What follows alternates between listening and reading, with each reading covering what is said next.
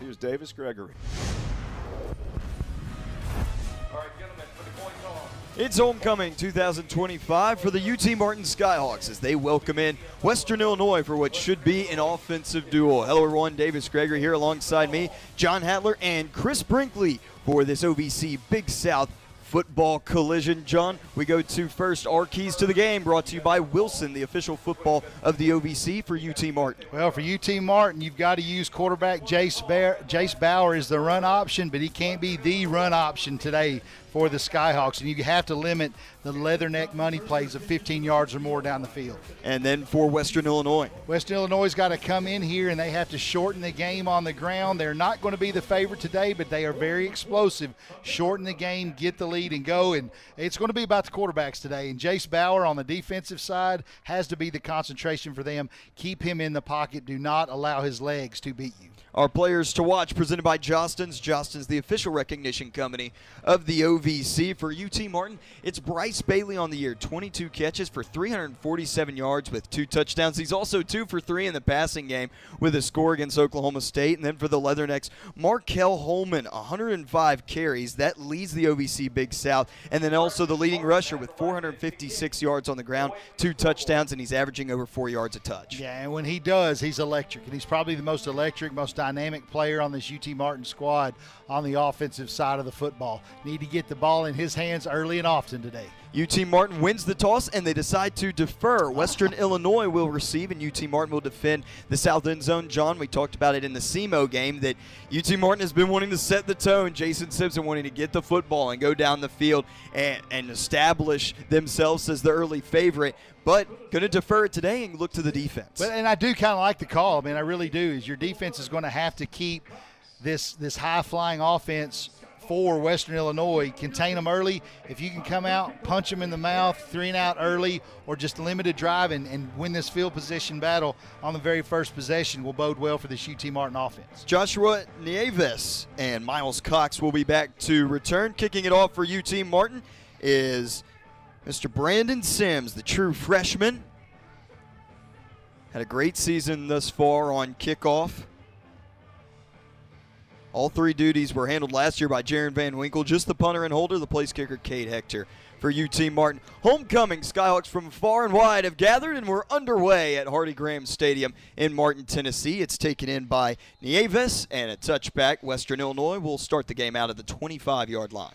Going to be interesting. We know that UT Martin is a 3-down. It's an odd front that they're going to show on defense. They've kind of started adding that 4th from time to time. We'll see what Coach Jerry Partridge, defensive coordinator for UT Martin, chooses to do against a big-time offense here led by Kaysen Carswell, the freshman quarterback for the Leathernecks. Yeah, coming in from Mason, Minnesota, and Mason High School, his first year. Last game against Tennessee Tech, he was the OVC Big South Freshman of the Week with 2 touchdowns and 343 yards, completed 34 passes in that game against the preseason conference favorite. He's in the shotgun, going to call over Christian Anaya, passing on the first play of the game, wants to go on the deep shot, incomplete. Well, and again, you've got to do it. You did a good job right there for UT Martin. Got pressure on the quarterback.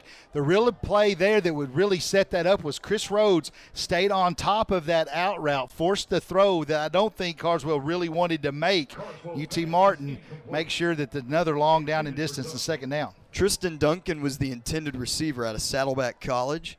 He's the career leader in receiving touchdowns at Effingham High School. He'll come out for a play. Shotgun formation, 2 wide receivers to the right and then 1 to the left. UT Martin 3-man front. Carswell tossing to Holman, who will be tackled for a loss. Amorion Farmer-McCray and Josh Hastings. Again, the good job by the UT Martin defense to string it out and force the tailback going east and west.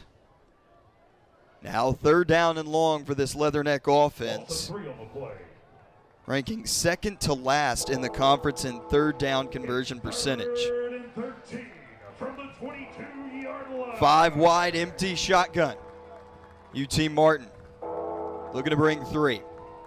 Here comes those Skyhawk rushers. Keyshawn Johnson getting a great get off there. Completed across the middle at the 30-yard line and slung down out of bounds. Joel Castleberry takes down Davis Brings up 4th down at the 30. Through the first 4 games of the season, one of the Achilles heels for the UT Martin defense was tackling in open space. Those one-on-one battles, they were not winning. We have seen, really even in the loss last week to Lindenwood, UT Martin is doing a better job of winning those open field one-on-one matchups. On to punt for Western Illinois, Luke Dragonmuller. Now that's a name. Yeah. One of the best names in college football. He hails from Cumming, Georgia. Gets that punt away. Great hang time going to Deuce Oliver, who will haul it in at the 33. Here comes the UT Martin offense, led out by Jace Bauer, who leads the Skyhawks in rushing and passing this season. A transfer from Sam Houston State. First and 10 Skyhawks. That's his 3rd stop in his career. Hung out in Michigan a little bit in Central Michigan and goes down to the Lone Star State and has a pretty good idea of what he's doing. Coach Simpson likes him. He's probably the most athletic quarterback that the Skyhawks have had in quite some time. The name that comes to mind that might rival him, Keon Howard, who won OVC Offensive Player of the Year in 2021.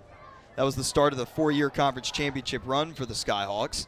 They go with a run on the first play to Tommy Ansley to the 35 for 3 yards. Well, Ansley's going to be your Mike Allstott kind of running back for those that remember from the Tampa Bay Buccaneer days.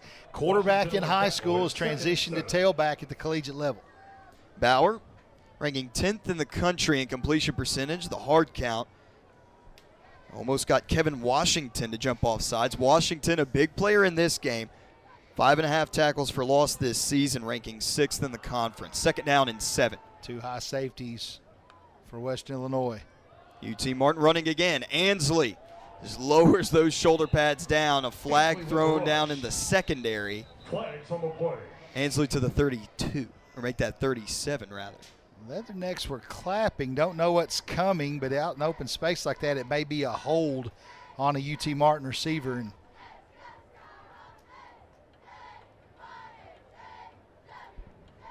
Second down and 7. 12:53 just starting the homecoming game at UT Martin. Personal foul, illegal blindside block, offense number 5, 15-yard penalty from the end of the run, 3rd down. Called on Faison Wilson. you get in space like that, you've got to make sure your head crosses in front of the shoulders. Replay, 2nd down. You have to make sure your helmet crosses in front of the shoulders of a defender. Just was unable to do it there. Skyhawks lose 10 yards from that line of scrimmage. 2nd down from the 22, their own 22. Going left to right on your radio dial, Western Illinois right to left. Ansley now flanked to the left of Bauer.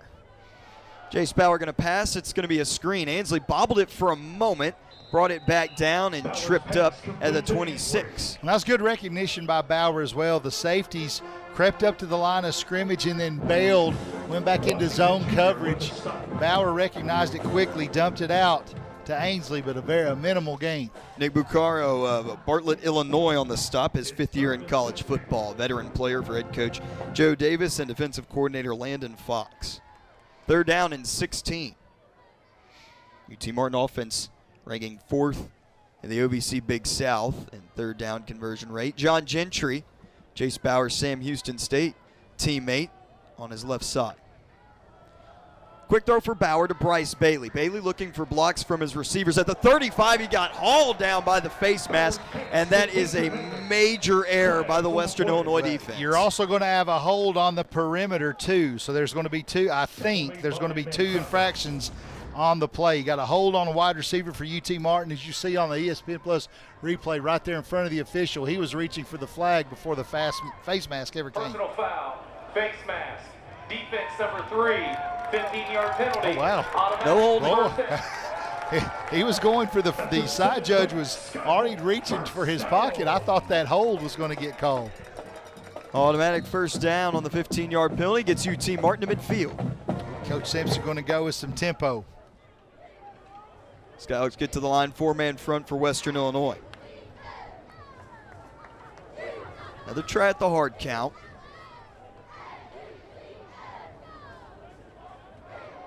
Skyhawk defensive line going to have to account for Jalen Riven of Toledo, Ohio. He's been a major player on that D line. John Gentry looking to bounce this to the outside. He'll get 2 yards. stopped up by Esteban Gilroy. Gilroy really liked his hand jousting. Gentry had the hand up around the chest to knock him away. But Gilroy just able to free his hands up to make the tackle. Second down and 8. Skyhawks in Leatherneck territory at the 48. Ball on the left hash. Snap comes back to Bauer from Tingley. Going to roll out to the right. Feels trouble and will throw it out of bounds. Pressuring Kevin Washington right in his face as he got rid of that ball. Well, the blitz was disguised too. As Jalen Riven, as you pointed out a little while ago, he's tucked in behind. He really backed off the line of scrimmage, tucked in behind the defensive end, and shot upfield and just pushed Bauer off his spot for a no play, no yardage play. Third down and 8. UT Martin got some help from the Western Illinois defense on the face mask on the last third down. Bauer's alone in the shotgun. Trips to the right, 2 to the left. Two-step drop, pressure from the left side, got around it. Bauer scrambling, looking down the field, going towards the sideline, got the first down to the Western Illinois 35. Bauer, that pocket presence is so elite. Well, and you've got to give a lot of credit to LeJohn Hampton, the offensive lineman for UT Martin, was beat, kept moving his feet, kicked him out, and Bauer's able to find a hole to pick up the first down. It got beat initially, but turned it into a positive play to the left tackle from Detroit, Michigan. First down and 10 for the Skyhawks off the scramble by Bauer. Switch on the defensive line. Ansley running right side. Has the push from his offensive line. They'll take that to the 30 for 4 yards. Well, a little substitution coming in late. Is sprinting on the field for the Leathernecks was Brock Sperling. Didn't really get in position, and UT Martin reset the offensive line quickly for that 5-yard, 4-yard gain. Second down and 6 from the 30.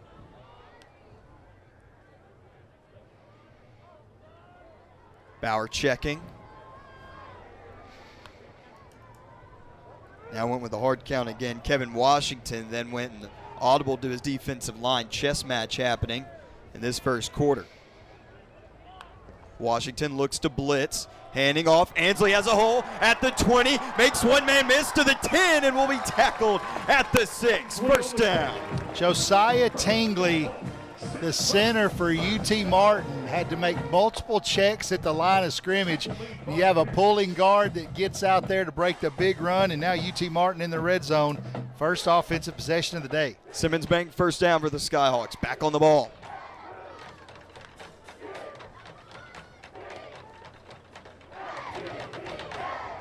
Bauer's got that greened out on his helmet, meaning he can hear from Coach Simpson up to a certain point in the play clock. In the shotgun, Ansley just bowls his way forward into the end zone. Touchdown, UT Martin. Tommy Ansley from 6 yards out.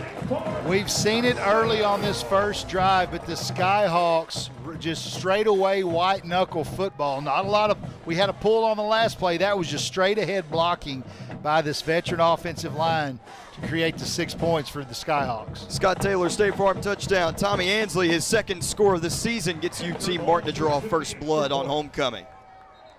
On for the point after attempt is Cade Hector, and expect a review here and see if the knee was down. The touchdown is under further review.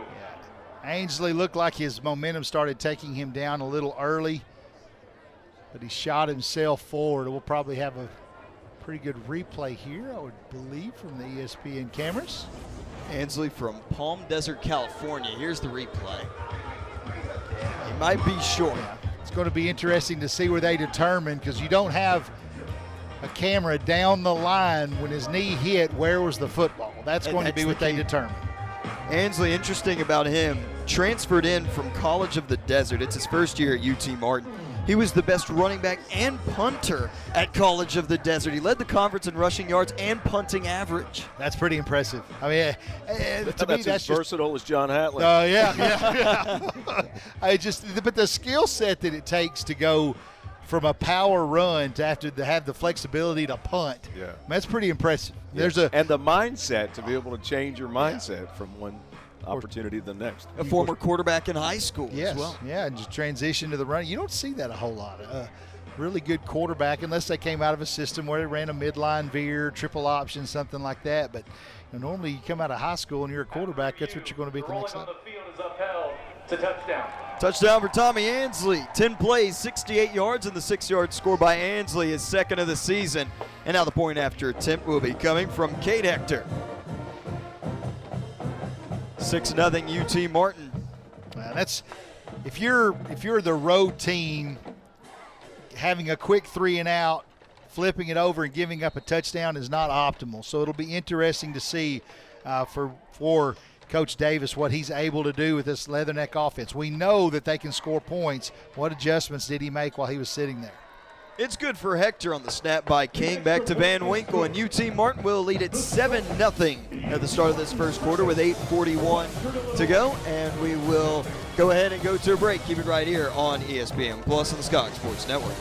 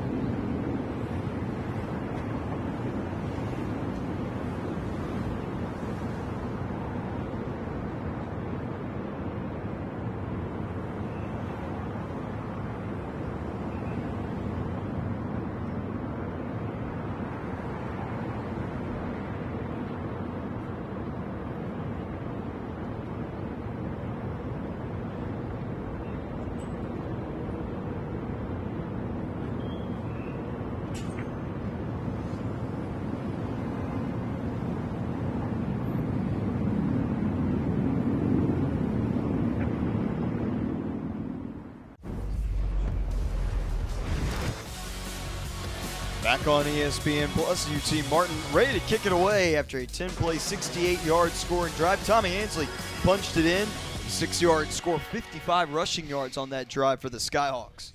Yeah, this is what you do. I mean, you didn't have to go to the air much. We talked about it in pregame on our outdoor show, Davis. Establish the run game. That's something that Skyhawks failed to do last week. They did it 2 weeks prior against SEMO in the win. Didn't really do it against Lindenwood last week in the loss. So a concerted effort was made by Coach Kevin Bannon, the offensive line associate head coach, and Jason Simpson, the offensive coordinator and head coach, to establish the run. Brandon Sims has it teed up at the 35, kicking this one away at left to right. 7-0 UT Martin on homecoming with 8:41 left in the first quarter. That ball will go back into the end zone for a touchback and another media timeout. It's 7-0 UT Martin, and we will go ahead and take another break. Keep it right here, Skyhawk Sports Network and ESPN Plus.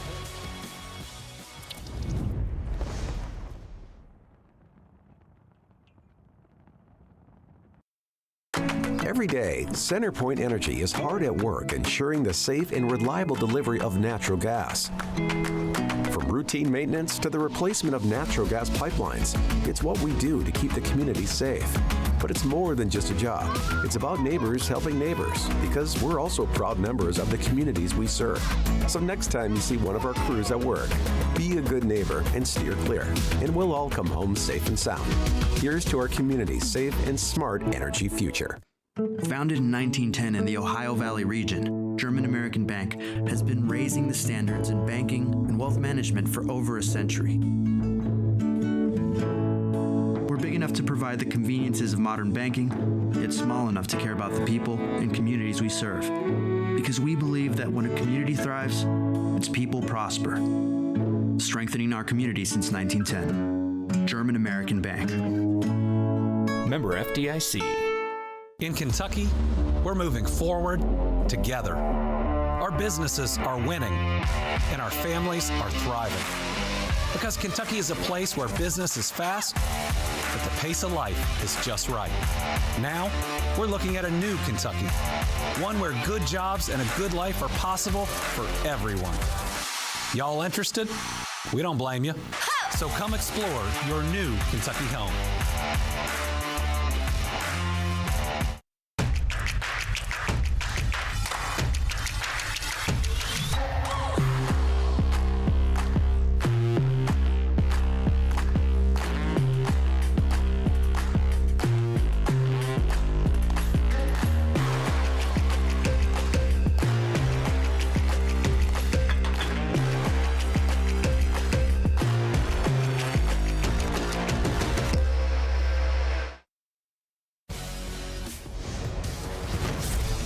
Back at Hardy Graham Stadium, the series history presented by Servpro, the official restoration partner of the OVC. UT Martin leads it 2-1 the last meeting, and last October on the 12th, Skyhawks won it big in Macomb, 45-17. Now the Western Illinois offense back out there with Kason Carswell, a 3-and-out on their first drive, and Skyhawk defense was covering everything sideline to sideline.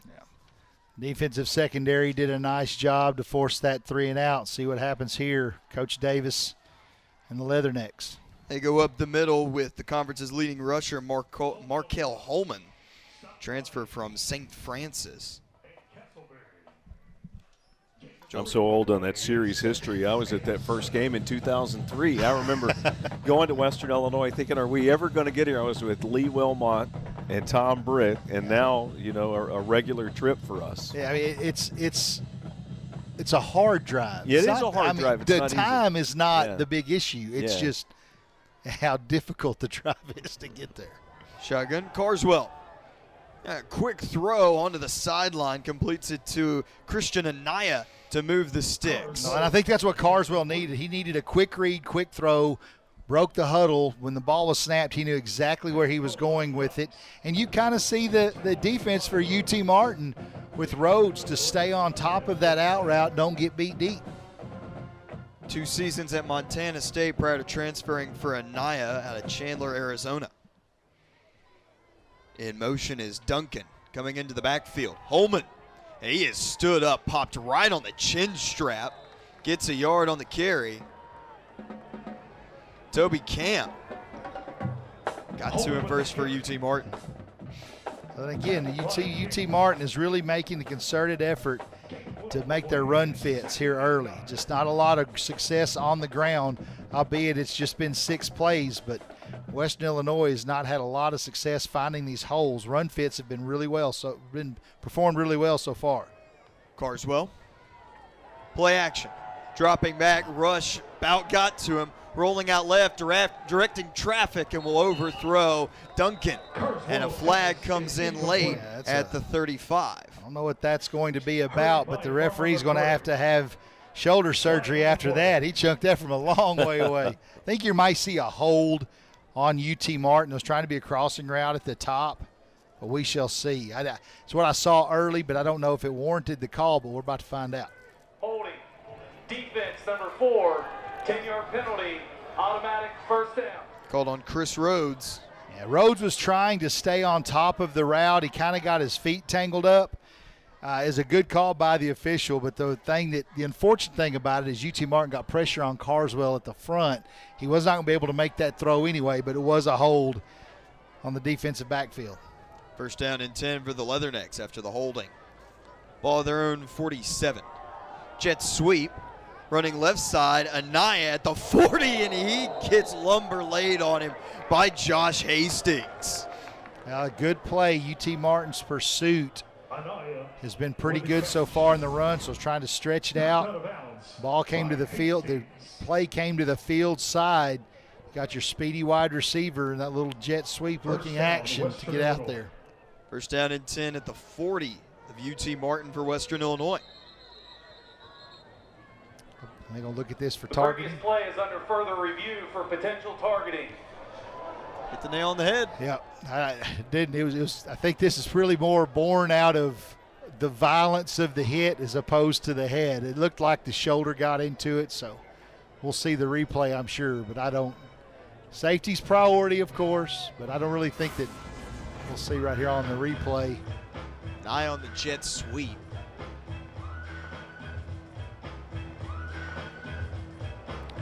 I think that's just incidental. Anaya dropped his head. Hastings really had nowhere to go with his. But it's going to be one of those opinion pieces, I think. I mean, obviously the intent was not there by Hastings.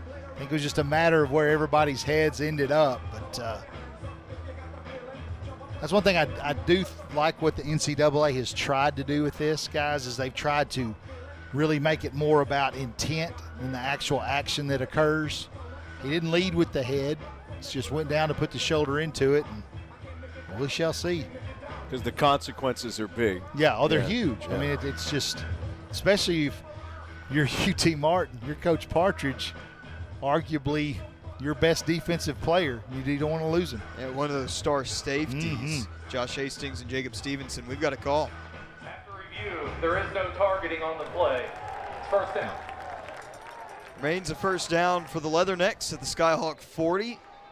Josh Hastings can add that to his highlight reel and not have to explain later if he was ejected or not. What's that? I'm sorry. I was checking I apologize. I got something going on at halftime, and I'm getting a lot of text messages. So I was looking at my phone. I'm sorry, Davis. What'd you ask? Hey, he can put that on his highlight reel That's now. right. No He can. consequences. Yes. We should mention your halftime interest at some point during Yes. this game. I think it's pretty impressive, actually. First down and 10. John's had a lot to deal with today. Yes. Carswell, flea flicker. Back to him from Holman. Deep shot in double coverage. It's incomplete. Farmer McCray was after it. You like the call by Coach Davis to get the flea flicker to break this thing open. But the eye discipline by UT Martin was on point. And that was really, really good. You got to give a lot of credit to Farmer McCray. He never allowed himself to get sucked in on the run. Again, we're going to talk about this a lot because this is what UT Martin has struggled with, staying on top of these routes, on top of these posts, on top of these crossing routes. Holman's going to be on the left of Carswell. Carswell, one-step drop, rolling right in his face. It's deflected and knocked to the ground by Caleb Almo. Carswell is just, you can see him going through his progressions really quickly. He's identifying where he wants to go with the ball from the jump, but everything is just closing in on him so quickly, he's not able to deliver it where he would like. It's third down and 10 from the UT Martin 40. First quarter, 6:02 remains. UT Martin 7, Western Illinois nothing. I'm telling you, I like this freshman. I mean, I really do. Just watching the way he has command of what's going on. It's just the fact that he's getting through these reads so quickly. Receivers are stacked on the right side. Now going out to the right, Anaya. Carswell steps up in the pocket. The out route is there and complete at the 28 to Anaya. And look, that's a big time throw. You're on the near hash and out route. That's a 35, 40-yard throw into a space surrounded by 3 Navy jerseys. And it was a strike. Yeah. Drive remains alive for Western Illinois. In search of the equalizer.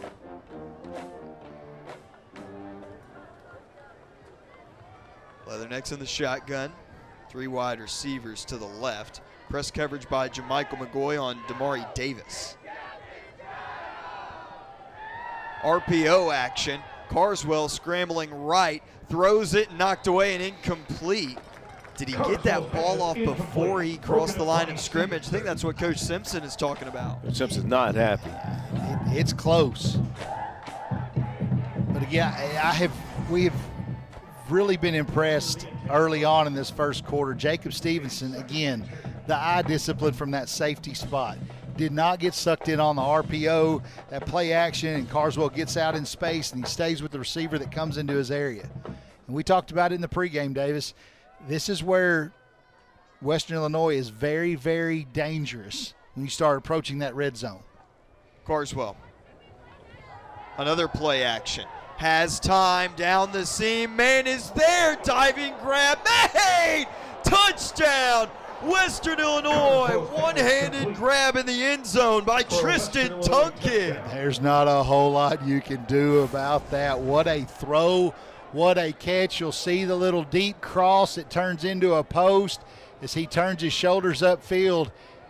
Great throw by Carswell to lead his receiver where he wanted him. Unbelievable catch. That's Damari Davis make it on the grab. That is Sports Center top 10. Reaches out as he's going down to the ground with the right hand. And then tucks it into his body to secure it as he's falling.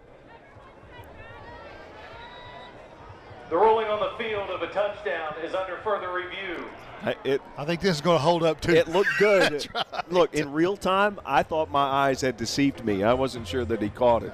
On the replay, it was even more phenomenal. Yeah, the vigor in which he came up from the ground, I mean, you knew he made it because it was a heck of a catch.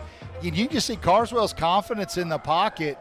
And UT Martin got some pretty good pressure on the edges, but he just climbed his way up, found his wide receivers. Good, pretty decent coverage by UT Martin. Just a athlete versus athlete, and you had to make the most athletic play you've probably ever made in your life to come down with it, and he did. And when he grabbed it by bending that elbow and pulling it in, he prevented it from hitting the turf. Coach Simpson is he's getting some right now. I'm sure back to Davis, you talked about a few minutes ago, it looked like Carswell may have been over the line of scrimmage on that previous play. Davis's 6th career receiving touchdown. For the leader in receiving yards for Western Illinois. I mean, that was spectacular. Yeah, I don't know if he's had a better catch than that all season. Still on the review right now, 5:22 left. It was a 28-yard score, 9 plays, 75 yards. I don't think you're going to – one thing Coach Simpson's still getting his money's worth. One thing that on that replay, it looks like they came out pretty quick. I think it's going to remain as a catch, but – after review, the ruling on the field is upheld. It is a touchdown. There looked like there could have been a small instance where after that one-handed grab was made and was going to the ground, ball could have made contact with the turf, but there wasn't a good enough camera angle to even consider overturning it. One of the best touchdown catches you'll ever see, Damari Davis from 28 yards out. A point after attempt for Antonio Chara.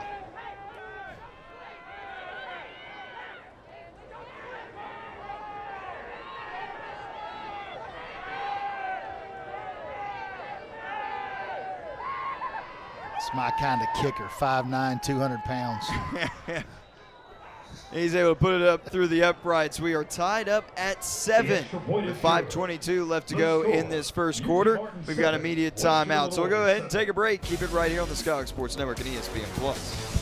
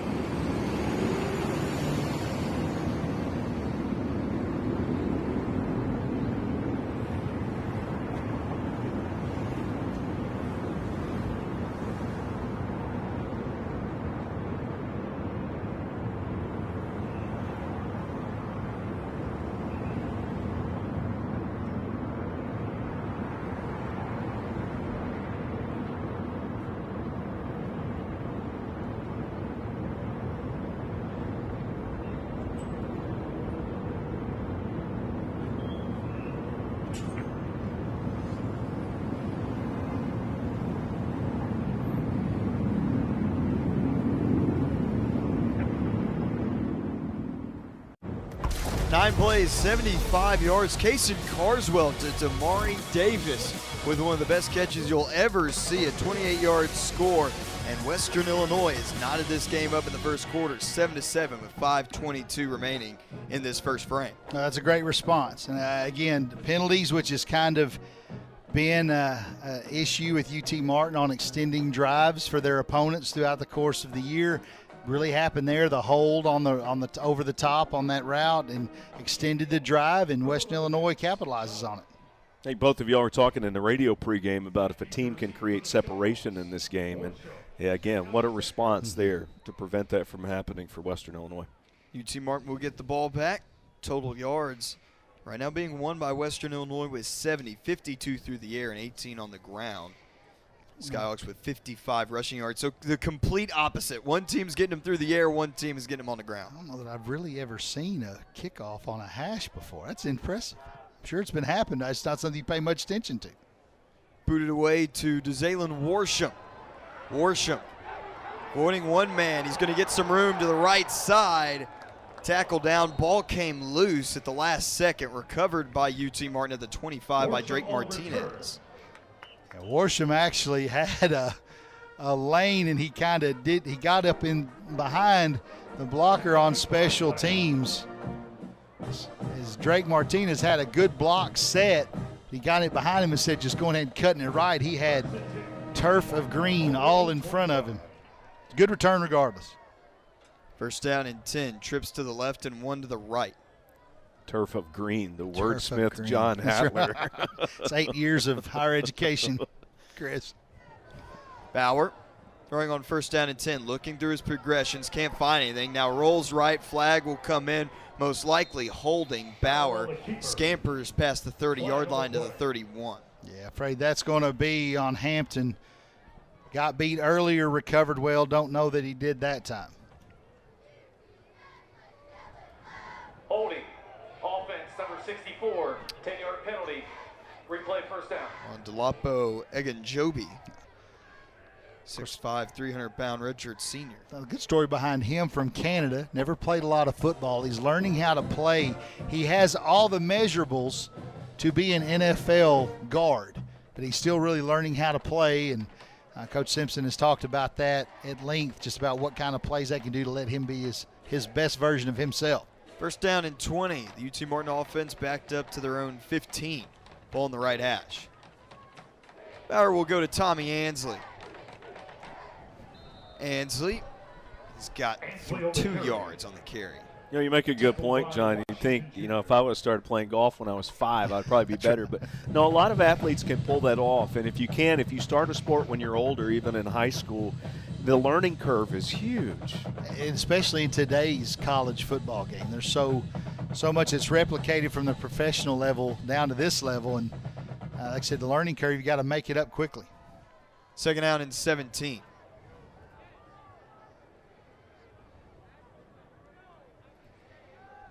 Bauer switches Tommy Ansley to the left. Goes his way in the flat. Ansley coming down the sideline, almost had the balance to stay up. Tracked down from behind by Christian Pierce, the linebacker. Third down and manageable. That's a good job out in space to run down Ansley. But again, a positive play. UT Martin's going to have an opportunity at 3rd and 5 to really kind of get this playbook opened up a little bit. 4-man front for Western Illinois. Third down and 5 at the UT Martin 30. Bauer calling over Bailey. Has time in the pocket. Now will sprint forward and be brought down at the 31. Bauer got a yard out of it, but nothing more than that. Yeah, it's a slow developing route. Tried to go out in to the field side towards the UT Martin sideline. Bauer pulled his eyes off of him a little too quickly. It was going to come open, just didn't stay with it as the pocket was collapsing around him. Jaron Van Winkle to punt. Hayden King, the long snapper, back to return. Joshua Nieves.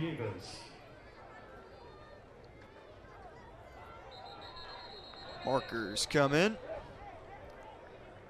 That's going to be a procedure on UT Martin. Back them up 5. False start.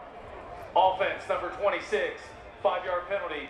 Replay 4th down. And I think Coach Simpson has a legitimate beef, as you saw on the left side of the line. One of the new rules, defensive rules now, is you cannot imitate anything that resembles a snap. Called on A.J. Robinson. Van Winkle got the punt away from the 16. A good tight spiral, pushing Nieves back to the 25. Now we'll cut out to the right side. He's got blockers and room to work with. Nieves got by Tingley. Van Winkle the punter to beat, and Van Winkle will save it and get Nieves out of bounds in UT Martin territory. That's a huge return for Western Illinois. He had a punt. It was going to flip the field. He ran around 4 UT Martin defenders to get it in plus territory for the Leathernecks. Big pickup. Davis, I have a question for you. We were talking earlier about picking up your craft at an early age. There's this legendary rumor that Davis's parents would turn down the volume on the TV, and he was doing play-by-play when he was about 10 years old. Is that right, Davis? There's probably some truth.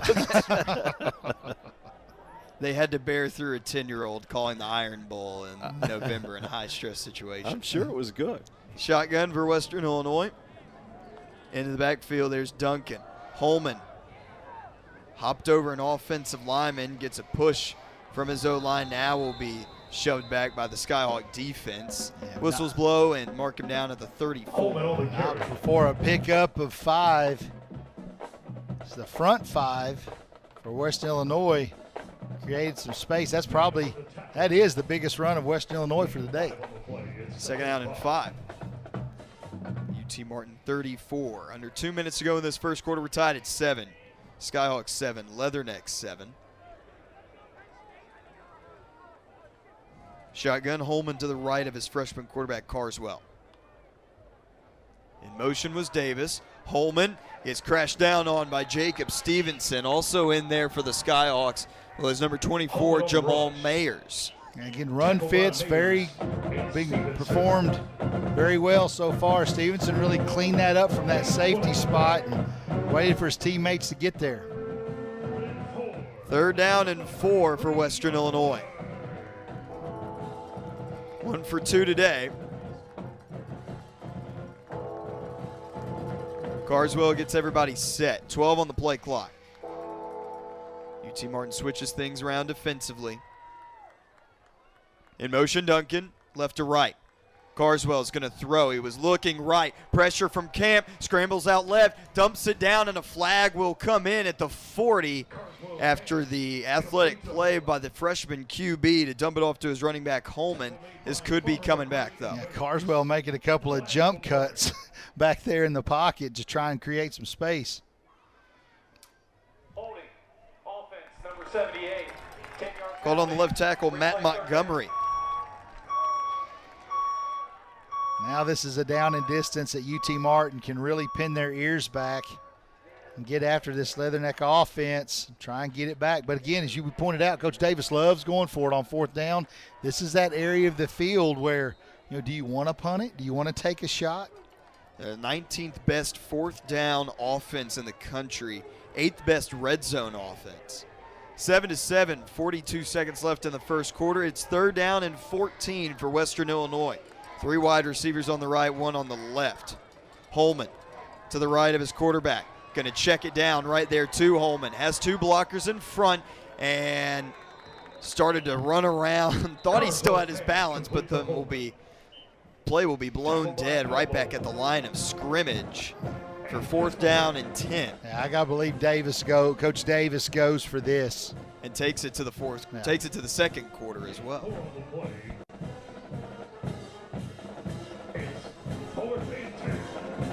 It's going to be a 45-minute first quarter. Yeah. And that will be the conclusion of the first quarter. We're tied up at 7 on homecoming here at Hardy Graham Stadium. We take a break on the Skyhawk Sports Network and ESPN Plus.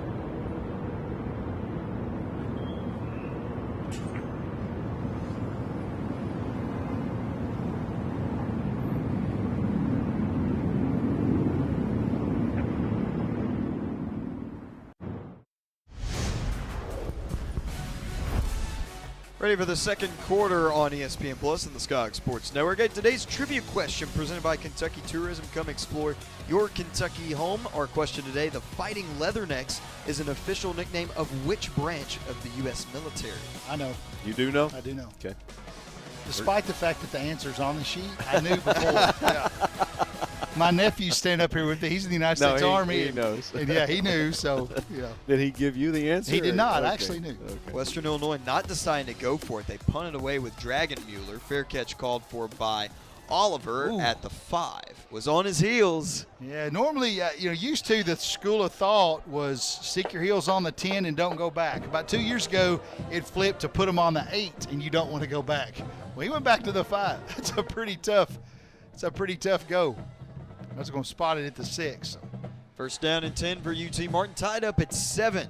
Skyhawk defense getting a stop. John Gentry in the backfield. Gentry, the transfer from Sam Houston State. Before that, had 3 seasons at Utah State from 2020 to 22. First down and 10 for Jace Bauer, who's 3 for 4 today for 25 yards. 10 seconds on the play clock. UT Martin on the ground, John Gentry. The second running back we've had show up from Utah State. Gentry, the ball carrier. Gentry at the 9 for 3 yards. Abu Torre. Oh, that's right. Showed up here. Yeah. Picked up by the Colts out of after college. I think got a cup of tea with them for a while. So hung around the practice field. Practice squad. Second down and 7 at the 9. Martinez more of that receiving tight end than Andrew Smithberger, which he's mainly used in blocking scenarios. Shotgun. Martinez will come to the right side of Elijah Bowser, the right tackle. And play clock will expire. That's going to be a delay of game. Flag. Delay of game. Offense number 8. Half the distance to the goal. Still second down. One thing that I've found interesting is how offensive still take delay of games when you have the coordinator in the quarterback's ear. Because that shuts off at 10 seconds to go. Anyway, it's just that's not what you needed if you're UT Martin. You just gave up a score, forced a punt, an unusual punt out of Western Illinois, and now you're in the shadow of your own goalpost. Western Illinois can pin their ears back. They're showing blitz in the shotgun. Bauer on the hard count, 4 seconds left. It's down to 2 at 1. Got it off, and Coach Simpson's going to take a timeout. With the first timeout of the first half for UT Martin. UT Martin, their first of the half. 30 seconds in length. Will remain a 30-second timeout, so we'll keep it right here. You know, John, you meant the trivia question about the Fighting Leathernecks, the nickname of which branch of the U.S. military. The Skyhawks actually partly derived from Sky Pilots, as those pilots trained for World War II here in Martin. So that's kind of a tie between the two. If you want to learn more about it, go on YouTube and you can hear Chris Brinkley's voice narrating. And the What is the Skyhawk? Yeah, What is the Skyhawk? Have you ever seen the What is the Skyhawk video, Davis? I have. Okay. You don't sound too excited. I have some thoughts. But I'm going to keep it to myself. Okay. That's kind of interesting. Northwest Tennessee, in World War I, helium balloon pilots were trained over in Henry, Tennessee. I didn't realize that. Mm-hmm. No. Second down and 12. T. Martin calling the timeout. Bailey in motion. Bauer throwing, check down. Martinez getting blockers, cuts around him, and Drake Martinez has a Simmons bank first down. The tight end with some ball carrier vision to the 18. Kalen Taylor for Western Illinois had that little bubble screen sniffed out. But you really have to credit UT Martin and Martinez for really making some chicken salad out of that. It was pretty good. I mean, he got going. It was snuffed out quickly by Western Illinois. Alexander had that block to be able to get that extra yardage for the first down. Ball the 18 of UT Martin going right to left. Western Illinois left to right. Gentry running to the left. Gentry got through and into the secondary. He gains 11 for another first down. Yeah, Gentry was about to bust it through before Gilroy and like Bradford were able to close, or Austin Young, excuse me, were able to close in on him and keep him from turning into a big play. That delay of game penalty definitely didn't have the home crowd feeling too good, but UT Martin's got their back off the wall. First down and 10 at the 29. 12:24 left in the second quarter, tied at 7. Pistol formation. Now making shotgun with Gentry. Gentry, patient runner, then just threw the body forward to the 35 for 6 yards. First-year defensive coordinator Landon Fox for Western Illinois, just he's trying to dial up pressure from a lot of different places. He's tried to disguise some blitzes off the edge. He's really a couple of times you've seen his defensive line try to slant down to really puncture and just really penetrate through some of these holes. But so far right now, UT Martin is really having a nice day on the ground. Christian Pierce, Kevin Washington on the stop. Second down and 4.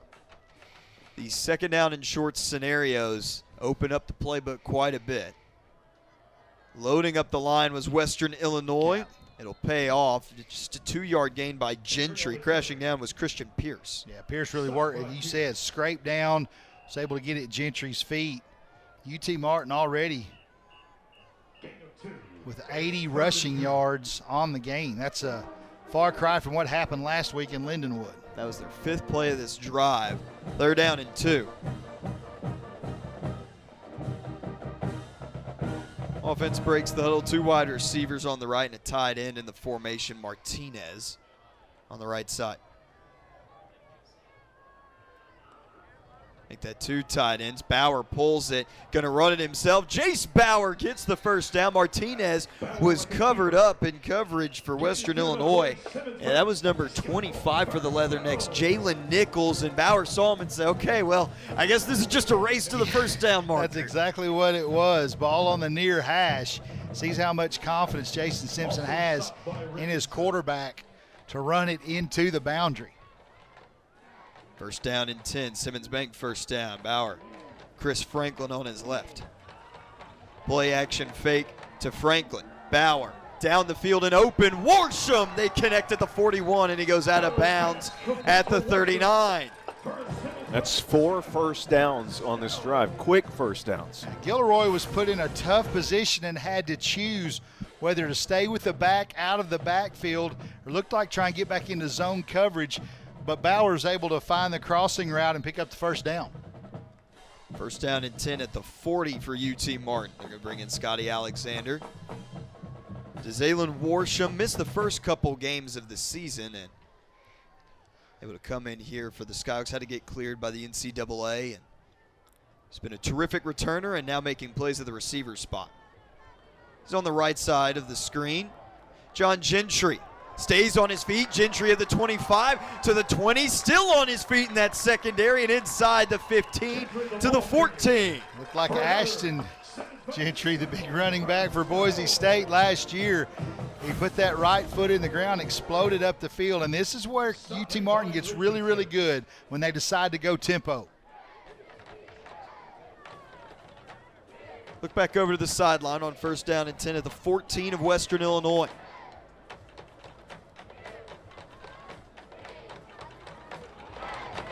John Gentry, 6 carries for 50 yards.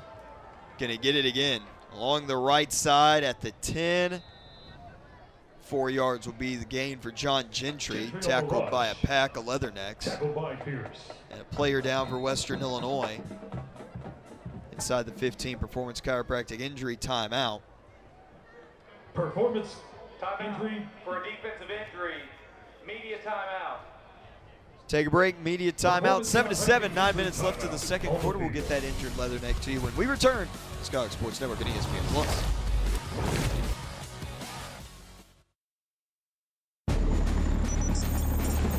When you're the leader in disaster cleanup and restoration, how do you make like it never even happened happen? Let it rain, Randy!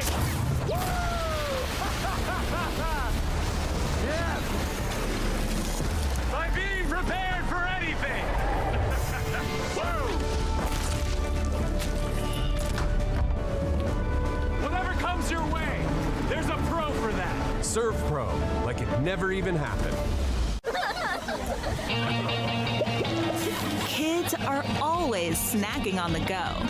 So keep them going all day with chewy, delicious Sunbelt Bakery Bars. From oats and honey to chocolate chip to soft baked strawberry. There's a flavor for everyone. The tastiest flavors under the sun. Sunbelt Bakery Bars. Are you ready to take your money to new heights? Get a flexible high-yield checking account that lets you customize your interest rate so you can keep your finances headed in the right direction. With Elevate Checking from United Fidelity Bank, you're in control of how much you earn. You can raise your rate with a few easy steps. Get more ways to earn more with Elevate Checking and start earning 4.00% APY. Learn more at unitedfidelity.com/elevate or visit your local banking center. In the heart of this close-knit community lies a place where the sky is the limit. We believe that no dream is too big. It's a place that believes in the power of a personalized education. It's a place where you'll have access to cutting-edge facilities and resources, empowering you to explore your interests and turn your ideas into reality. This is the University of Tennessee at Martin.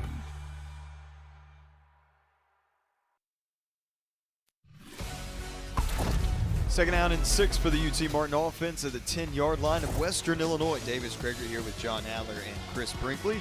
Shotgun formation. This will be the 10th play of the drive for UT Martin. In motion, Bryce Bailey. Bauer into the flat. Bailey is there at the 5. Stays on his feet. Lunges into the end zone. Touchdown. UT Martin from 10 yards out. Bryce Bailey. Well, just set up by the really good run game that's been happening. You looked like you had a lot of outside zone blocking scheme. Everything goes the other way. Dumps it out to Bryce Bailey for another UT Martin touchdown. Scott Taylor State Farm touchdown. Third score of the season for Bryce Bailey and the 5th passing touchdown of the year for Jace Bauer. And all of that motion that's been brought over, incorporated into the run game. Bailey gets out there, makes a man miss, and got into the end zone for 6. 13-7 UT Martin await the point after attempt.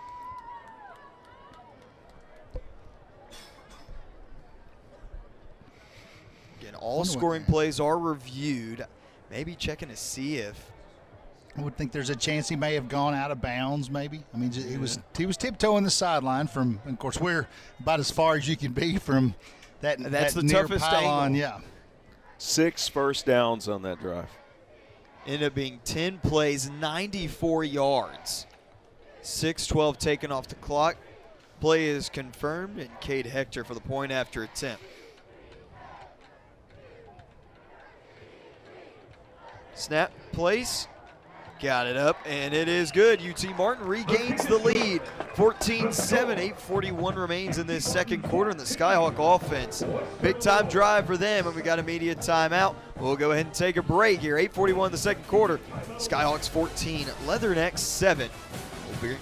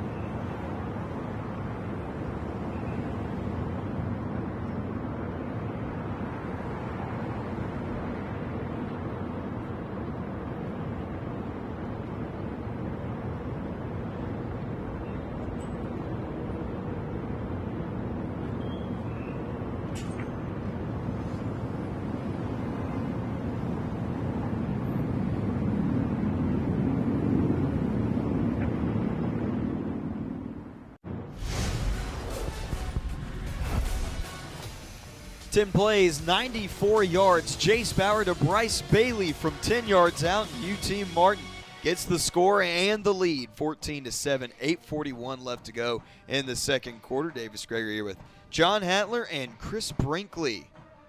Homecoming game for UT Martin. Lots of festivities happening throughout the week. The Pyramid, Lip Sync, one of the more world famous events, rope pull. Yeah, that was a good pull too. Of course, AGR won it for feels like the 500 billionth time, but man, they're so good at that. And beat the Pikes. It was a good pull for about 12 minutes. But if you ever want to see something interesting, again, go to YouTube, UT Martin rope pull. It's not tug of war, and when you watch it, you will understand real quickly it is not tug of war. Give it its respect.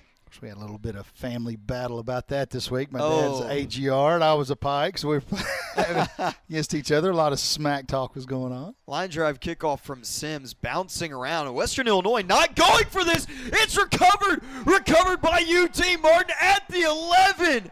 The hesitation from the Leathernecks, and the Skyhawks will pick it up. Oh, my goodness. Well, that was one of those balls, as you see on the ESPN replay. The ball was a line drive. It didn't have that end over end where as your returner, you expect that thing's going to hit and bounce up at some point in time. No chance there, and this was huge for UT Martin. Trey Cotton, the true freshman from Louisville, Kentucky. Oh, my, you can't let that happen. You cannot you have got to make it a priority to get on that ball. Even with the college rules today where you can signal a fair catch at any time, you still have to secure the ball. And Western Illinois just did not do it. What a disaster. Cotton was busting it down the field. Yeah. First down and 10, UT Martin at the Leatherneck 13. 8:40 to go in the second quarter.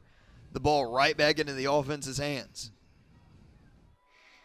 Bauer floats it to the end zone. Bailey can't get there in time. Coverage from the Leathernecks.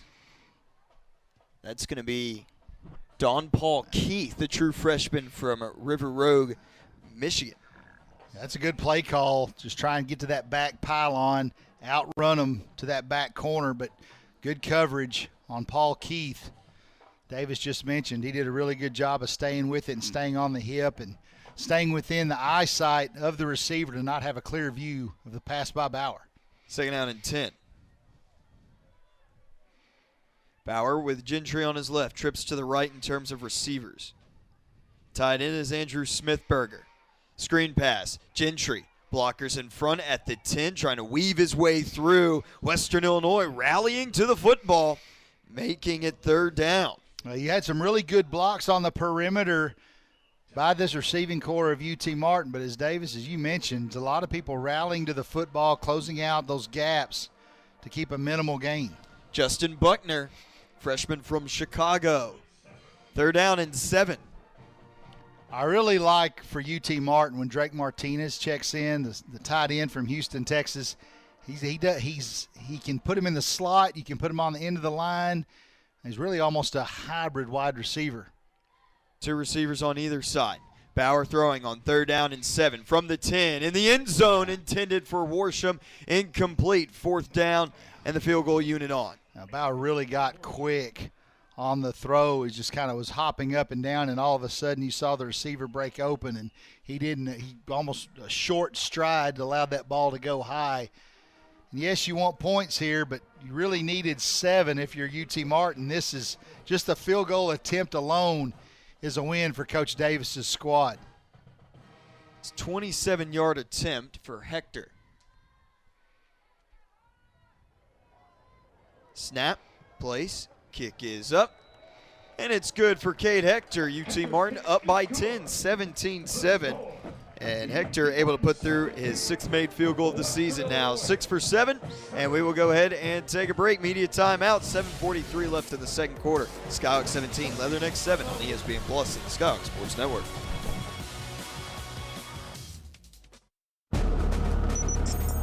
When you're the leader in disaster cleanup and restoration, how do you make like it never even happened happen? Fire it up, Randy!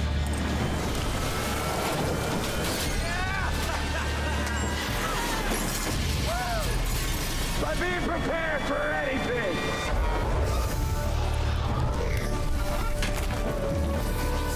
But whatever comes your way, there's a pro for that.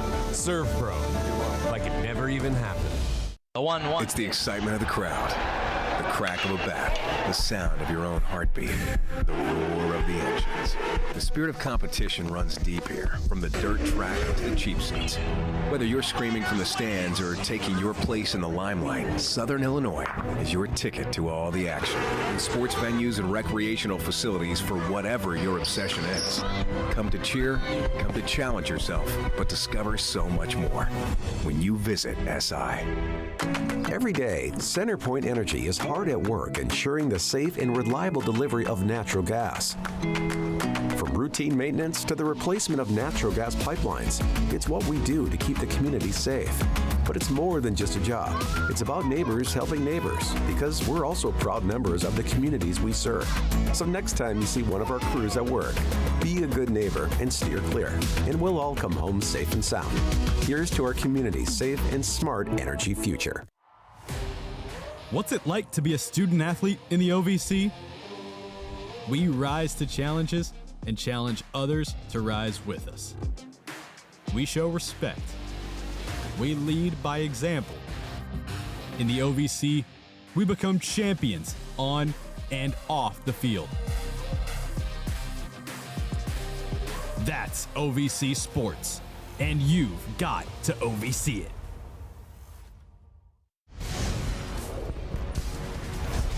Back at Hardy Graham Stadium after the turnover picked up by the special teams of UT Martin. Skyhawks capitalized with a 28-yard field goal from Cade Hector, 17-7. 7:43 left to go in the second quarter. And I promise you, the two men back there, they have gotten an earful from their coaching staff.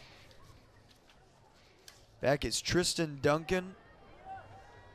And then Miles Cox. But if you're Western Illinois, that, quite frankly, 3 points was a gift. Yeah, that was a win for Western Illinois, because again, it's still a two-score game, but it could have been a complete disaster being down 2 scores just like that. 2 touchdowns. Sims got everything into that one. Cox takes it inside the 5, into the middle, hit from the side. First down and 10, Western Illinois at the 14. The return game so far for Western Illinois has been pretty good. Had a good punt return. You've had 2 good kick returns. So this is something if you're UT Martin, you need to guard against the fact that one just seems like it's about to pop. You use these big returns this point in the game, almost get scared that one's going to break loose. First down and 10, Leathernecks at their own 24, trailing by 10.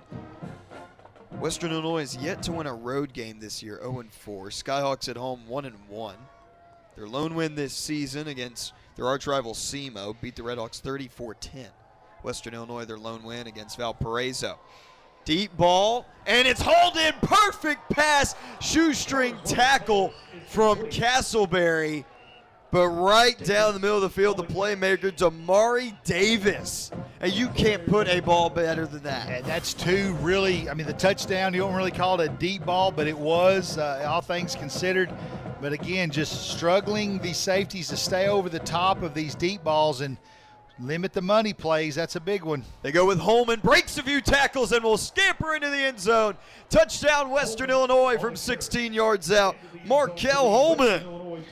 Well, Holman got stopped up at the line of scrimmage, but kept turning his feet and busted through that line of scrimmage. Man, this game has been nothing but pendulum swings in the first half. It's just been back and forth. Quick ones, quick swings. 2 plays, 76 yards. Western Illinois on the point after attempt by Chada. It's like watching tennis. Yeah. And you go back to the field goal for UT Martin instead of the touchdown. Is that going to loom large later in this contest? Hold by Federico.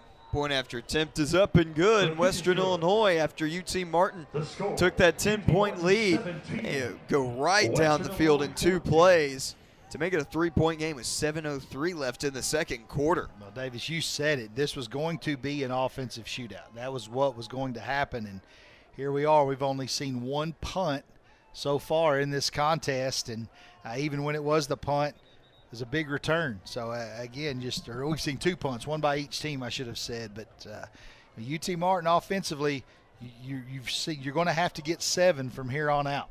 How about this? 116 passing yards for Kason Carswell, 116 yards on the ground for UT Martin. Polar opposites in offense. And only 30 yards difference between the two. UT Martin 186, Western Illinois 156. So both these teams are chewing up yardage. Well, I think we've had 17 points scored in less than 2 minutes of game clock. You know, the big thing too is Western Illinois, quite frankly, have come, and what we talked about UT Martin needed to limit were those money plays, those plays 15 yards or more. That's where the bulk of the Leathernecks have come from.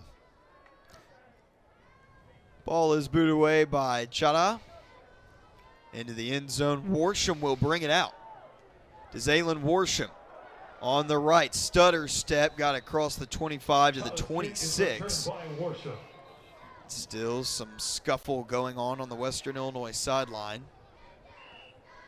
First down and 10 for UT Martin. Good open field tackle by the Leathernecks. I'll let you pronounce his name, Davis. That's one you've been working on for quite a while. Yeah, that's one we had to get the pronunciation on. Number 14 for Western Illinois. We got an injury timeout on the sideline. This is a big moment right now. This is a big nervous. Chris, I'm telling you, this is if Davis can pull this off. Yeah. This is he can. I've got faith. Yeah, I do. Oh, I do too. Yeah. Buju Amora Tusavura. That was right. That's good. That's good. That's right. Yeah. Good job, Davis. After what you did with our men's sweat a little bit. Our men's basketball team last season, you're prepared for life, buddy. You got this, boys. That was one I was looking at throughout the week, saying, "Well, I hope he has a great game, but." Man, it's going to be interesting to see how I can get that name out. Well, Western Illinois Sports Information, we get together before the games and talk about name pronunciations. Davis looked at him and said, "Hey, what about this one?" And he goes, it doesn't sound anything like it looks. And I'm like, ooh, write it down, Davis. I'm just going to kick it to you, big guy. Yeah. Phonetics. It's all about phonetic spelling.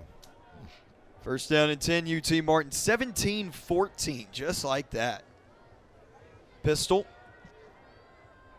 Now Ansley on the left of Bauer. Tommy Ansley on the right side. Shook off one defender and shoved out of bounds, made the first contact with Nick Bucaro. Well, it's really kind of been a thunder and lightning between Ansley and Gentry in the first half in the run game. And it looks like Coach Simpson's going to go more of the thunder. 6.5 minutes to go in the half. Second down and 8.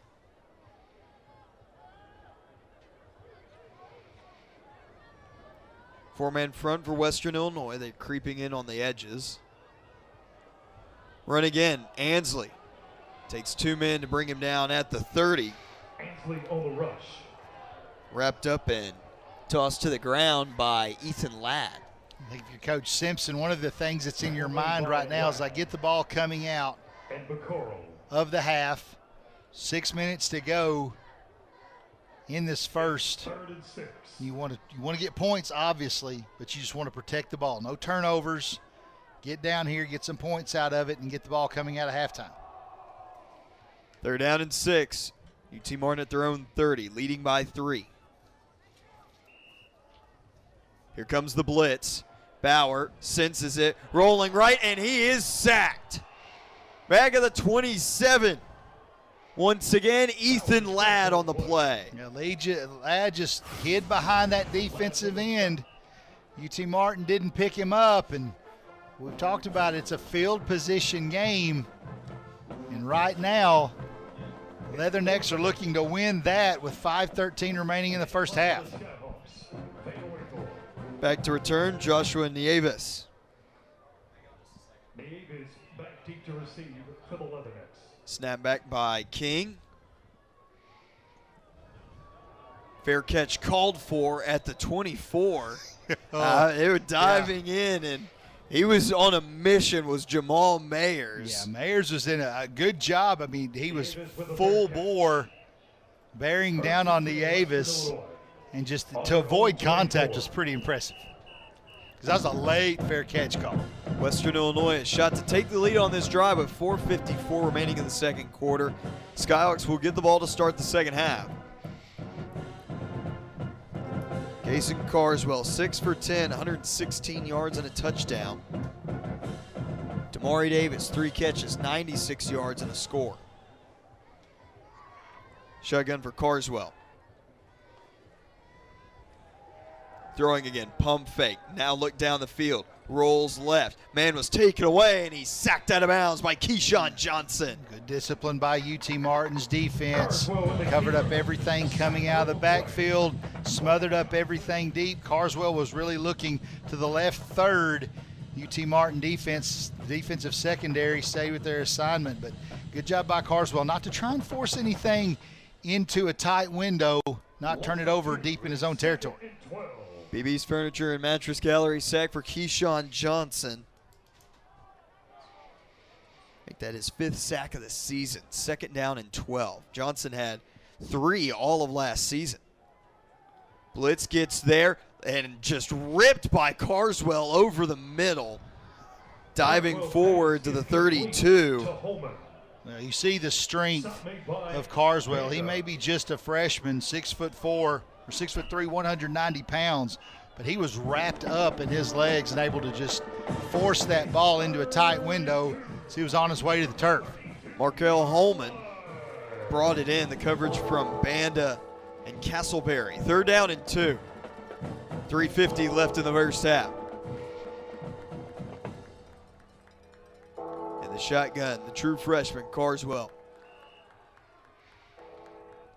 Here comes Davis. They run it with Holman. He bounces around. There's Keyshawn Johnson trying to wrap him up along with fellow Skyhawks. He continues to run forward all the way to the 38. 6 yards by Holman, and that was nothing but just about churning the legs the whole time. And if you're Western Illinois, you got to get fired up on that sideline about that run right there. That was stuffed behind the line of scrimmage. Ends up picking up the 4 yards in the first down. First down and 10 at the 38 for the Leathernecks. Clock continues to roll. Coach Joe Davis with all 3 of his timeouts in his pocket. Skyhawks bring 4. Carswell steps up, scrambles left. Banda has his eyes set on him, and then hitting him from that left side is Farmer McCray. Again, the backside of the defense after getting toasted twice in that first half have really settled in. Has played pretty well outside of the big pass play that set up the previous touchdown on the previous drive.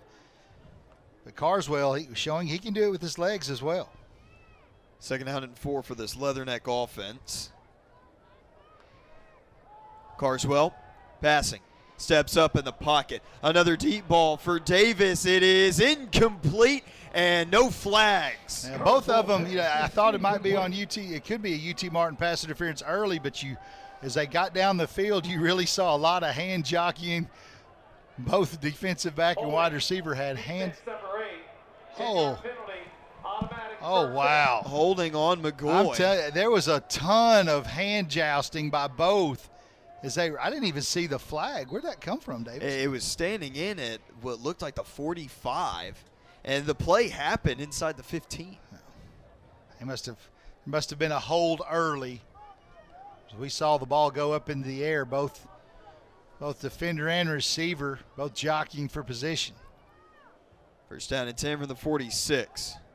An eye on the left, 2 receivers to the right. That's where Carswell goes, and the catch is made for the first down. Damari Davis. UT Martin has really shifted to 4 down linemen on this drive. First down, Western Illinois. Davis over 100 yards receiving in this first half. First down and 10 at the UT Martin 33. And the 2-minute timeout will hit. UT Martin 17, Western Illinois 14. Leathernecks with the ball and driving. We'll take a break here on the Skyhawk Sports Network and ESPN Plus.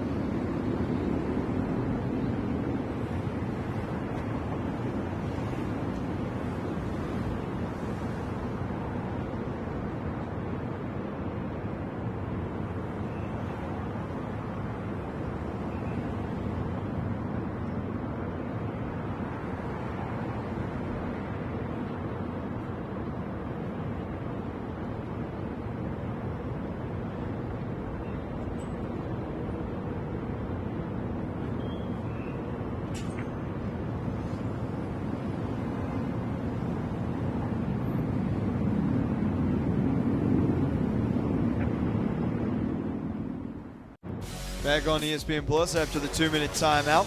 Carswell has his eyes set on the end zone. That's where he goes for Davis, and he's going to be fouled on the play by Jamichael McGoy for pass interference.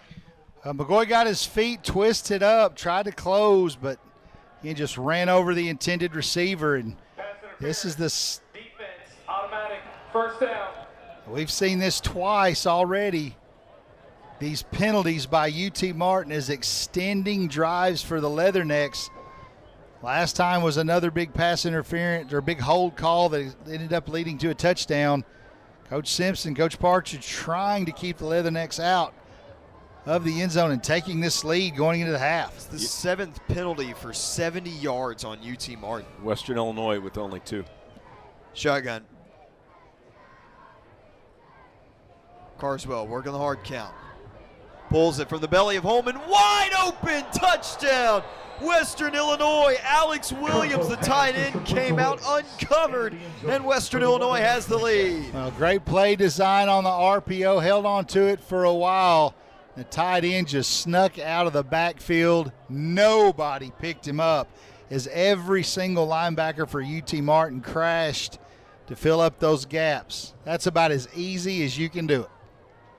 20-17, 6 plays, 76 yards, and the 18-yard passing touchdown by Carswell to Williams. Second passing touchdown by Carswell. Now brings his total up to 7. Point after attempt. Up and good, 21-17, Western Illinois leading with 1:49 left to go in the second quarter. UT Martin with 2 timeouts left. Western Illinois still has all 3. This homecoming crowd is silent. Stunned. But, you know, UT Martin, so they score at the 8-minute mark here in the second quarter on a touchdown, and you think UT Martin has momentum, and to see that Western Illinois is taking the lead. It goes back on the muffed kickoff return. You only get 3 out of that. You do not get 7 points. And there we are. I mean, that play right there. And yeah, that's weird that you can score points, but the momentum shifts yes, because you didn't score enough points. Now here's the thing is Coach Simpson, he knows he has the ball coming out in the second half. You've got 1:49 to go. You have 2 timeouts. Do you push the ball vertically here? Do you try and get down here and get some points out of it? I almost think you have to. I think you do also keep this crowd engaged and keep them with a lot of energy. 1:49 left in the second quarter, 21-17, Western Illinois. UT Martin was missing a player on special teams, and running on late was Farmer McCray.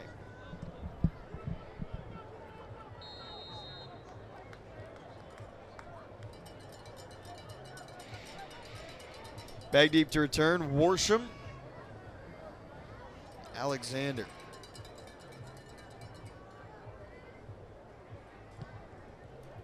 Well, it's booted away to Worsham. Will not go for that. In the back of the end zone for a touchback. Hey, our trivia question was, the Fighting Leathernecks is an official nickname of which branch of the U.S. military? Our answer, the Marine Corps. John knew it all along. I knew it all along. Yep. The little, you just got to remember the little bulldog mascot with the spiky leather neck collar. The Fighting Leathernecks. Fighting Leathernecks. Trivia question brought to you by Kentucky Tourism. Come explore your Kentucky home. First down and 10, UT Martin at the 25. 1:49 left in the second quarter. Skyhawks get the ball to start the second half. Right now trailing to Western Illinois 21-17. Bauer rolling right. Sees Bailey open and a high throw, incomplete. And Bauer's a lot better when he's able to set his feet, but he had Bailey was wide open, worked the sideline, had an opportunity to pick up 7 yards. Ball just sailed a little bit. Second down and 10. And now with that incompletion, the clock stops. Western Illinois with those 3 timeouts. Joe Davis could be thinking, if you get a stop here, call those timeouts, maybe you could go down the field and get another score before half. Absolutely. Second down and 10. Chris Franklin on the right. Franklin wanted to get to the edge. A flag will fly in late, and an injured Western Illinois player now able to hop up was Jalen Riven. And this is really playing into Coach Davis's favor. Another play with no yardage gained. Holding. Offense number 79. That penalty is declined. Result of the play, third down. Holding on Bowser. And that's I would. Coach Davis sits there and says, nope, we'll take the results of that play, put UT Martin in a 3rd and long situation. 1:38 left in the second quarter.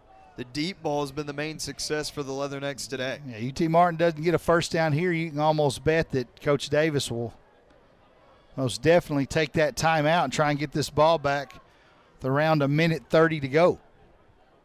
3rd down and 9. Trips to the left and 1 to the right. Bauer. DB comes in on a blitz. Hits Faison Wilson for a first down at the 35. Wilson will be marked at the 39 versus Simmons Bank first down, a gain of 13. Now here's the other thing. You get here to the 1:11. It's Coach Simpson again. Does he put his foot on the gas? Does he make the effort to stretch the field as the clock begins to run as soon as it's set? Shotgun. Bauer throwing into the flat. Chris Franklin able to get out of bounds at the 45. 6 yards for Franklin. 58 seconds left in this second quarter. You're going to have a lot of 6-yard completions, force a lot of 6-yard completions if you're the Leathernecks. I don't know if there's enough time to allow it. Sometime you got to take a shot. Again, these 2 deep safeties are playing 12 yards off the ball before the snap. 2 receivers either side. Timashek came in to block. Franklin with a jump cut to midfield, first down. Clock will stop until it's set, so you got to get on the ball quickly. Cade Hector, the kicker for UT Martin, is long in his career, 48 on the season, 33. Clock rolls, 45 seconds left. That ball needs to get to around the 28-yard line to give him a shot. Play fake. Bauer right down the sideline. It's Hyatt Timashek to the 25. That's what you needed if you're UT Martin. Now you're in field goal territory. 35 seconds to go, 2 timeouts left. Clock starts to roll again, 30 seconds left. Bauer in the shotgun. Passing. Blitz comes. Bauer to the sideline. Timashek will trot out of bounds at the 21. 4 yards by him. Clock stops with 23 seconds.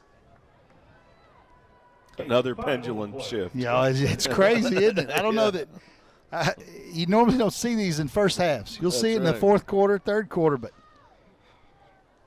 Timashek coming in, only 7 catches this season and 2 on this drive that have been huge.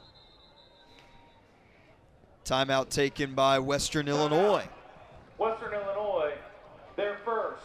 30 seconds in length. Defensive coordinator Landon Fox's first year at Western Illinois.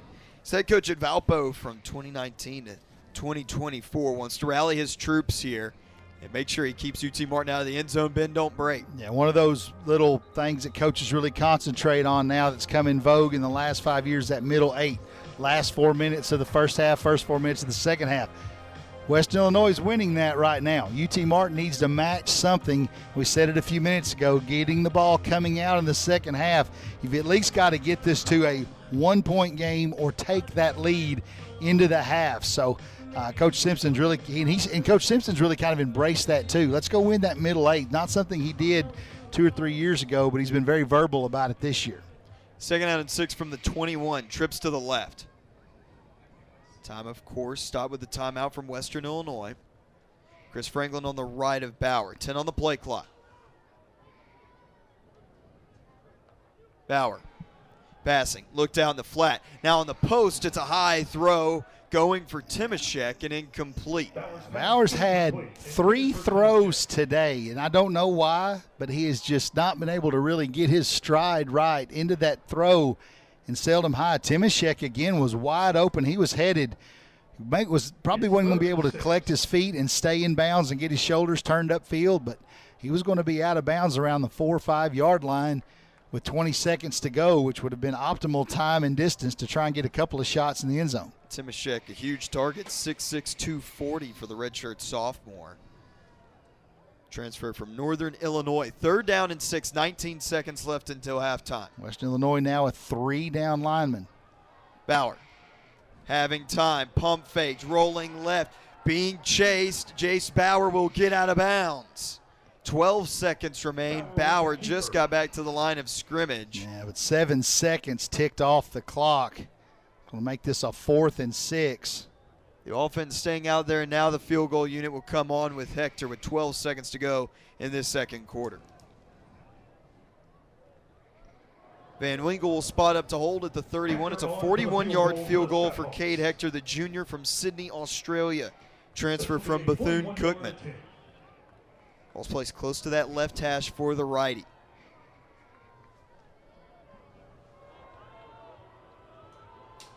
Comes a snap, placed by Van Winkle. This kick, it's got the distance, it's got the accuracy, and it is good for Cade Hector. A new season long, and he makes it a 1-point game with 7 seconds remaining in the second quarter. And you really needed something. Of course, 7 is optimal. 7's always optimal, but at least you got something. Now a 1-point game for UT Martin, and you've got to believe Coach Davis is pretty happy to be up 1 on the road. UT Martin getting the ball at half. 10 plays, 52 yards, the 41-yard field goal by Hector, and now 2 for 2 on the day. 21-20, Western Illinois. The UT Martin special teams unit coming out.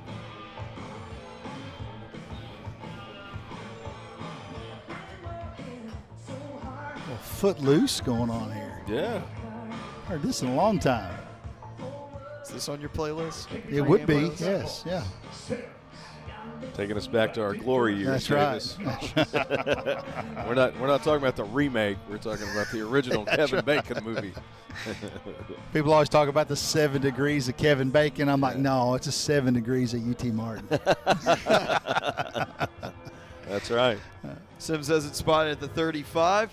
Back to return is Cox and Tristan Duncan. Booming kick by Sims. That one is not returnable at all. See if Western Illinois even tries for a shot where they might just want to take a knee. I think you take a knee. But, Chris, of course, you and I have been hanging around UT Martin for a long time. I don't know that I've ever seen 2 kickers from opposing teams that continually bang this thing in the back of the end zone. I mean, they've been hammering it all day. Yep. First down and 10, Western Illinois not in a kneel situation or not in the quarterback kneel formation. They can. A lot of times, you just get used to being in the shotgun. No sense in going under center, especially deep in your own territory, and potentially misuse an exchange. So I wouldn't be surprised if there's a shot down the field, just a simple handoff. It'll be the simple handoff to Holman. Goes down at the 30 for 5 yards, and that's the end of the first half. UT Martin trailing Western Illinois, the Leathernecks, 1/2 away from pulling out a major upset in the OVC Big South.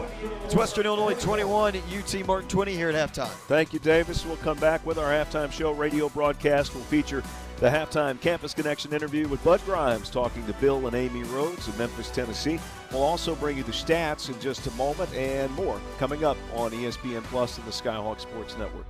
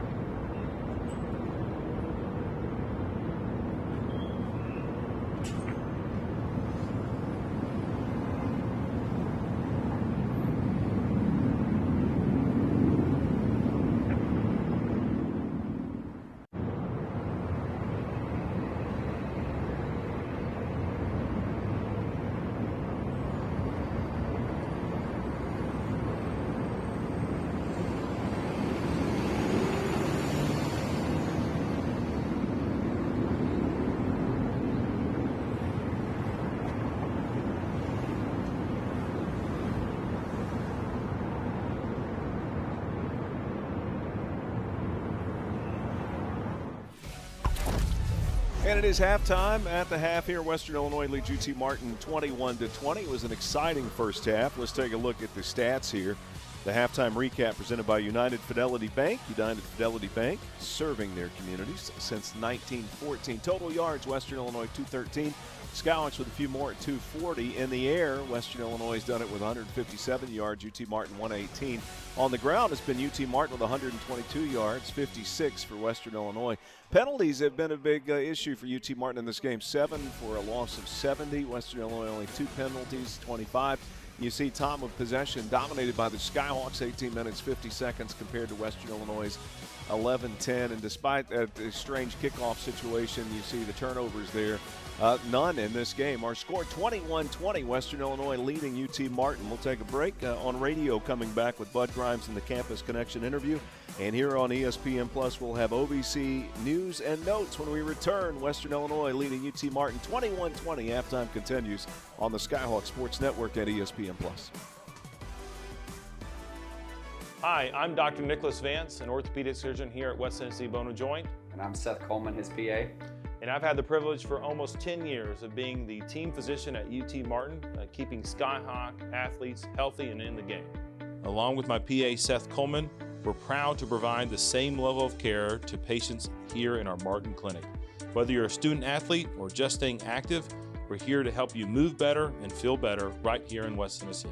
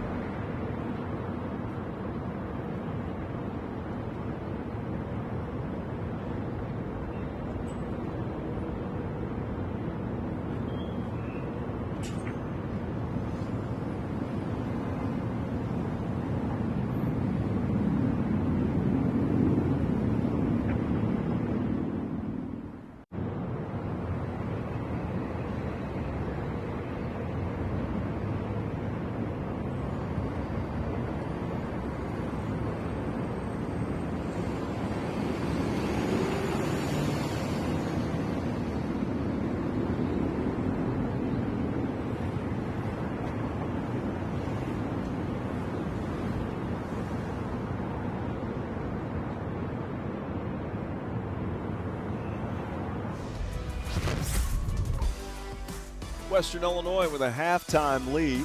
It's 21-20. Let's take a look at the OVC news and notes here. And the national rankings on the OVC news and notes. Tennessee Tech ranked in the top 10. Congratulations to them. Of course, they'll be on the Skyhawks schedule later. And Gardner-Webb receiving votes. Waters forces his 7th fumble of the season. That's first nationally for CSU. And Carswell, who we're seeing today, earns the Freshman of the Week honor, and he's been on point today in this game. He's having quite the game where he's 9 of 13. He's thrown for 157 yards and 2 touchdowns.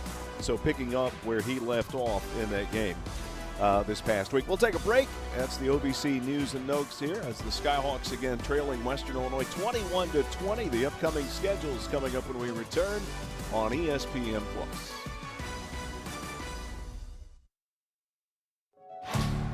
The best teams aren't born. They're forged in the heat of practice and knowledge that if you get the little things right, the big things become second nature. Building a great team is hard, demanding work that takes single-minded dedication and sacrifice.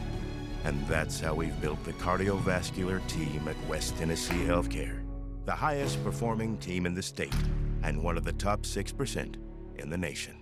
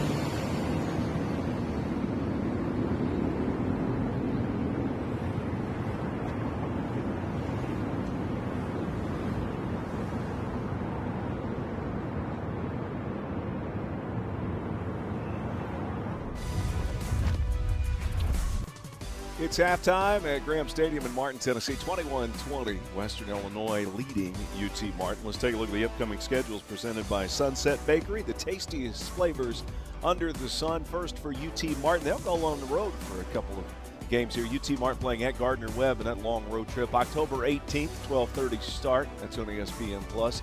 It's an off week after that. Then another road trip at Eastern Illinois on November 1st.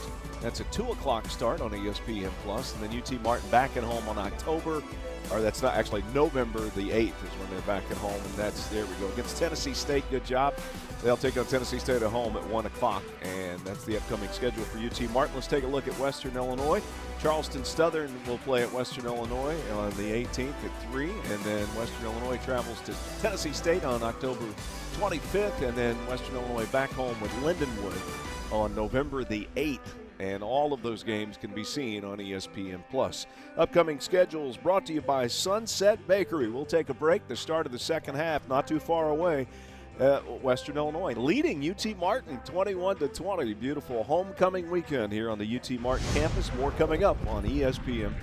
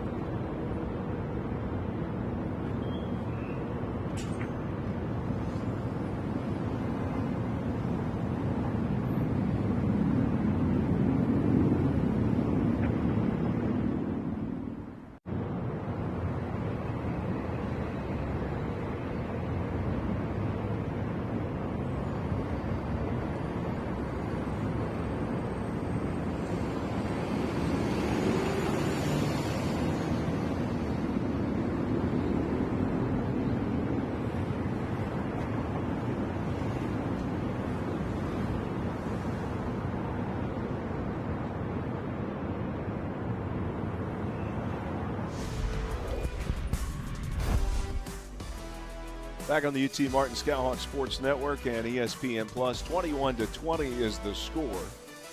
And Western Illinois leading UT Martin. Special thanks to Bud Grimes and Nathan Morgan putting together the Campus Connection halftime interview. Bill and Amy Rhodes on, Davis Gregory and I, with John Hattler. And we have some good news to give later about our homecoming, and I guess we'll save it for later. We should. Yeah.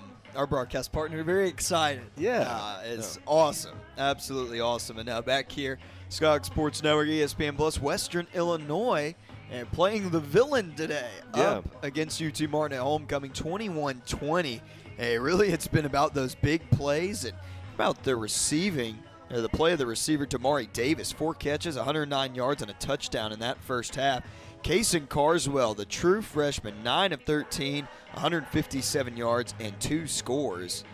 And UT Martin, balanced offense. They've outgained the Leathernecks 240 to 213 on the ground game. Skyhawks 122 yards there, just holding Western Illinois to 56. And it'll be UT Martin ball to start the second half, and the opportunity to take the lead right back and get the momentum in their favor. For Western Illinois, John. Here we go. Yeah, as John Hattler mentioned earlier, it was a wild first half where the momentum just kept going back and forth. A lot of scoring in the last 8 minutes of the second half there in that second quarter. And where will we pick up here to start the third? Antonio Chada tees it up on the left hash mark at the 35. Western Illinois 21, UT Martin 20. Homecoming 2025 at Hardy Graham Stadium. Back deep to return, Worsham, and also Chris Franklin. Chada's hand goes in the air, checks with both sides. We are underway in the second half at Hardy Graham Stadium. This ball is returnable for Worsham out of the end zone. He's going to sprint out to the left. Worsham hesitates, now bounces it out to the right side to Zaylen Worsham at the 30. Couldn't make the last man miss. Big play, though, made by number 14 for Western Illinois. That was Amora Tusavora that comes up and gets the tackle for the Leathernecks. Yeah, one more move, and he's going to the house, and that's a big way to start. Good return to start the second half. First down and 10 for UT Martin at the 30. John Hattler out of breath, having to race back up explain here. why. Yes, we'll give him a minute to settle down here. Give him a drive to get back into it. Take your time. 14:52 left in this third quarter. Shotgun formation with Ansley on the left of Bauer.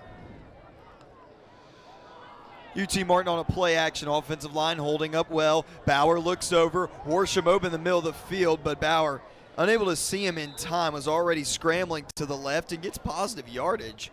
Bauer will go out of bounds at the 39. 9-yard gain by Jace Bauer. Now, correction, he'll go out at the 36. I was about to say, that was a generous spot of 40-plus yards. Justin Richardson and Manelli Tia, the safeties for Western Illinois, have done a great job. We've not talked about them enough of taking away the deep threat for UT Martin. 2nd and 4, Ansley right up the gut for the first down. Tommy Ansley to the 41 for 5 yards. Stop made by Nicholas. Also Bula. Gains good enough. That's something you've kind of been kind of paying attention to, is what are these safeties doing? We've seen them crash down for Western Illinois. We've also seen them go into zone coverage and just bail out at the snap, but they've not allowed anything deep. Shotgun, 1 wide receiver to the left, 2 to the right. Martinez will now jump onto the line of scrimmage. Offensive line communicates. Safety comes down for run support. Tommy Ansley along the right side. Ansley sprinting forward to the 49, 8 yards. Well, you're ripping off chunks at a time, and today Ainsley's averaging about 6 yards per rush, and it's just, we talked about the thunder and the lightning, right? I mean, he's really been the thunder and got up in between those tackles and moved these chains. 2nd down and 2. You had Teddy Bridgewater, who was Teddy Two Gloves for a long time in the NFL, and Tommy Ansley is Tommy No Gloves. Yeah. Just goes with the wrist tape, that old school running back. 2nd down and 2. Toss it out to Ansley. Has the first down, just runs over a man. Tommy Ansley, the first down to the 46 as he is asserting his will on this Western Illinois defense. And again, we kind of made that comparison early, right? Mike Allstott was the same way. He just had the high neck roll, no gloves, just assume run over you is run around you. Shotgun for Bauer. First down and 10 at the Western Illinois 46. First drive out of halftime. Bauer scanning the defense. Another run. John Gentry. Gentry fighting his way forward inside the 40 to the 39. I don't know what Coach Simpson, especially Kevin Bannon, the offensive line coach for UT Martin, picked up in that first half. But we're talking about chunk runs right now, 6 to 8 yards every single carry. And why would you go away from it? Second down and 3.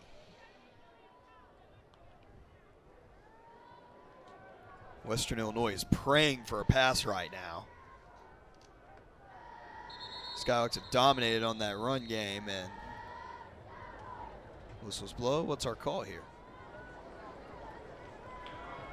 The previous play is under further review. I don't know what they were. Going to a review on the last play. It was Gentry who had the carry. But I don't know that it would necessarily be the spot. Maybe.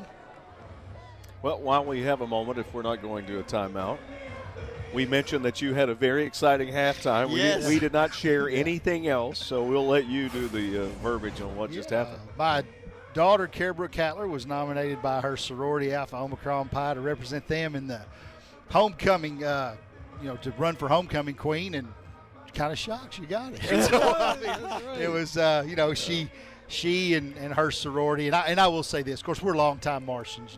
She's born and raised here, but the community was really good. We had people at church that would baked goods and cookies to bring them to her to help in the campaign, and she is my daughter, but we got more compliments about her this week. Just people that have met her for the first time, or coaches that have met her for the first time, student organization sponsors that have met her and reached out to us about how much they think of her and we as her parents. There is no targeting on the play. It'll be second down. Targeting for Western Illinois, but it's a party at the Hattler household. You should have seen Davis celebrating. Yeah, it was good for her. I mean, she worked hard. AOPI worked hard. People that in her corner worked hard. And, we're proud of her, and heck, yeah, she is Miss UTM. Yeah. Didn't even need to have a vote. We already knew it. No, thank y'all very much. I appreciate the support. Hey, I got to say one thing. He held it together, too. It's joke up. We were going to try to make you cry. But Chris especially allowing you to explain. I was like, wow, you're going for the jugular.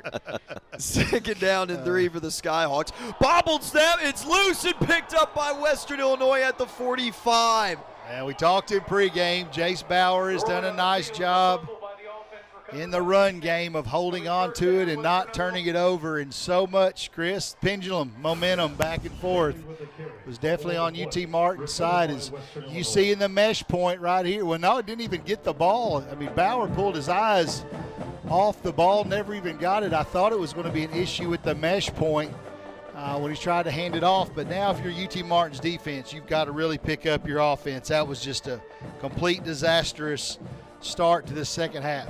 That was Christian Pierce on the fumble recovery. But Western Illinois has gotten some penetration all day on that run game, Davis, and that was just a matter of time before you pull your eyes off a little too quickly. First down and 10, one receiver to either side. I'm guessing they're waiting to see here on if that play stands, and it did. I mean, no one got on that ball until Pierce fell on it. First down and 10 at the 45 for Western Illinois. Up by a point. They can extend their lead here. Going to throw immediately onto the outside and out of bounds for an 11-yard gain and a first down for the Leathernecks, Tristan Duncan. Well, again, it's Leathernecks have picked up where they left off in the first half, just starting to get some chunks through the passing game. First down and 10 at the Skyhawk 44. Ball in the left hash. 11:15 left in the third quarter.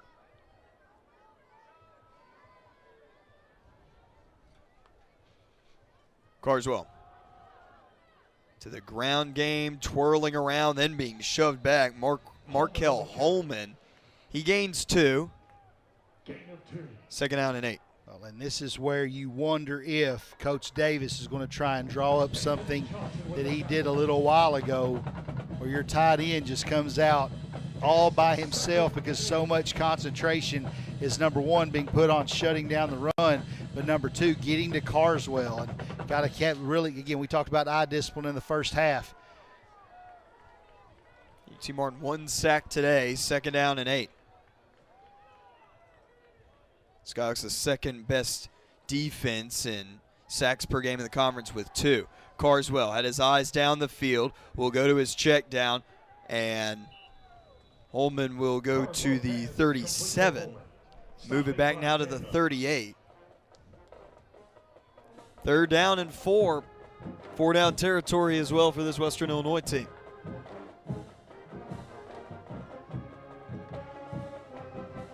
Little gimpiness. Yeah, that's Alex Williams, tight end. 3rd down and 4 for the Leathernecks at the UT Martin 38. Into the shotgun and 2 wide receivers on either side.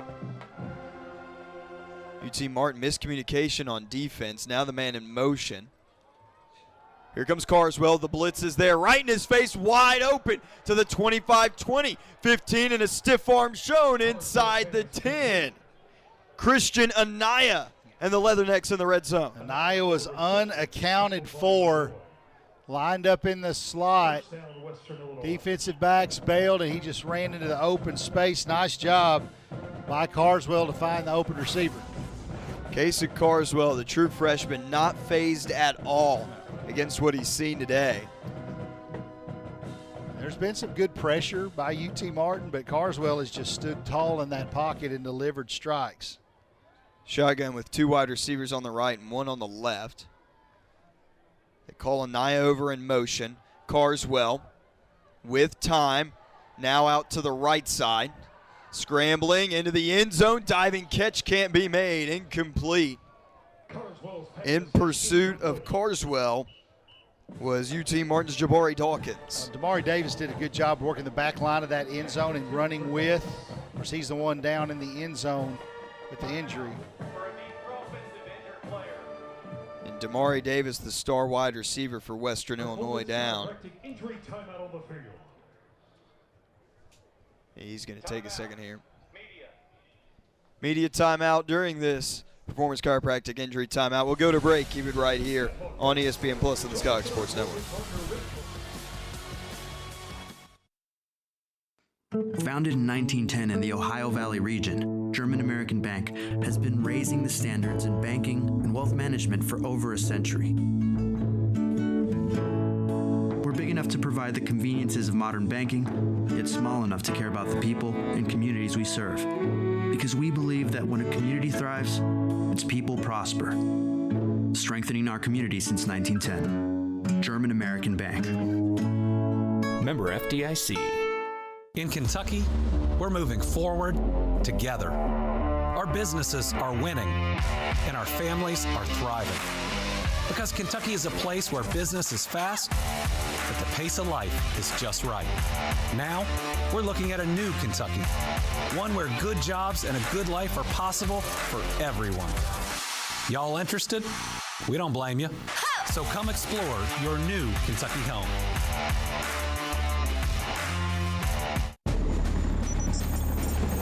When you're the leader in disaster cleanup and restoration, how do you make like it never even happened happen? Let it rain, Randy! Woo! Yes! By being prepared for anything! Woo! Whatever comes your way, there's a pro for that. Serve Pro, like it never even happened. Grit. It's that thing inside of you that ignites passion and empowers you to envision a world full of possibility. At Western Illinois University, Leathernecks are made with this grit. It starts here, in this field, in this room, on this court, and in this lab. We refuse to blend in because our purple stands out.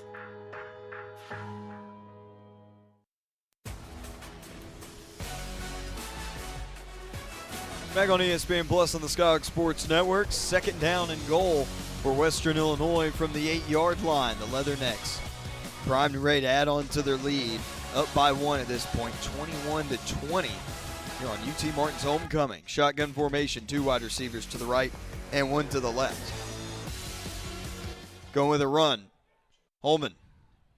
He's hit last by Banda at the 6. Gets 2 yards. Stevenson with the blitz off the edge to really trip his feet up.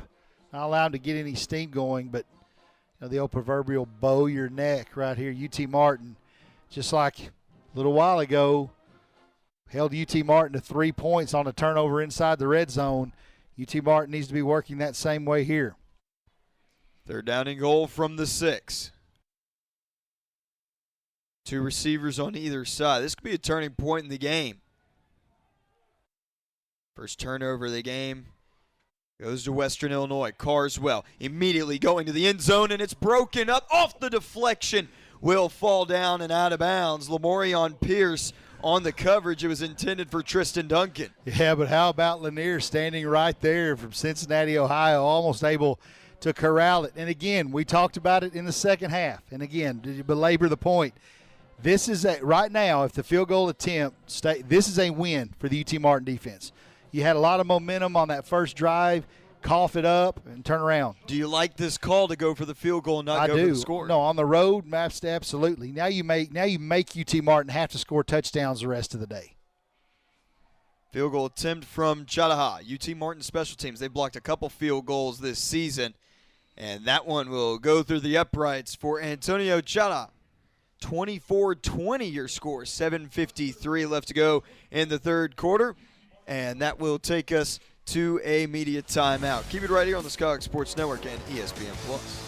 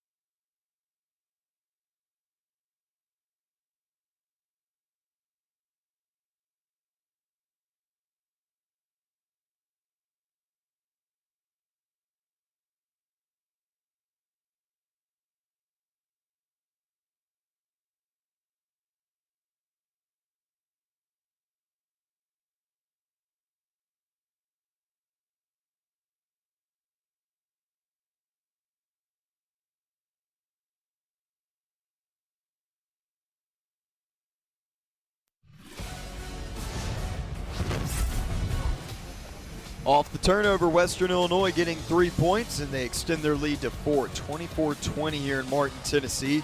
7:53 remains in the 3rd quarter. Davis Gregory here with John Hattler and Chris Brinkley.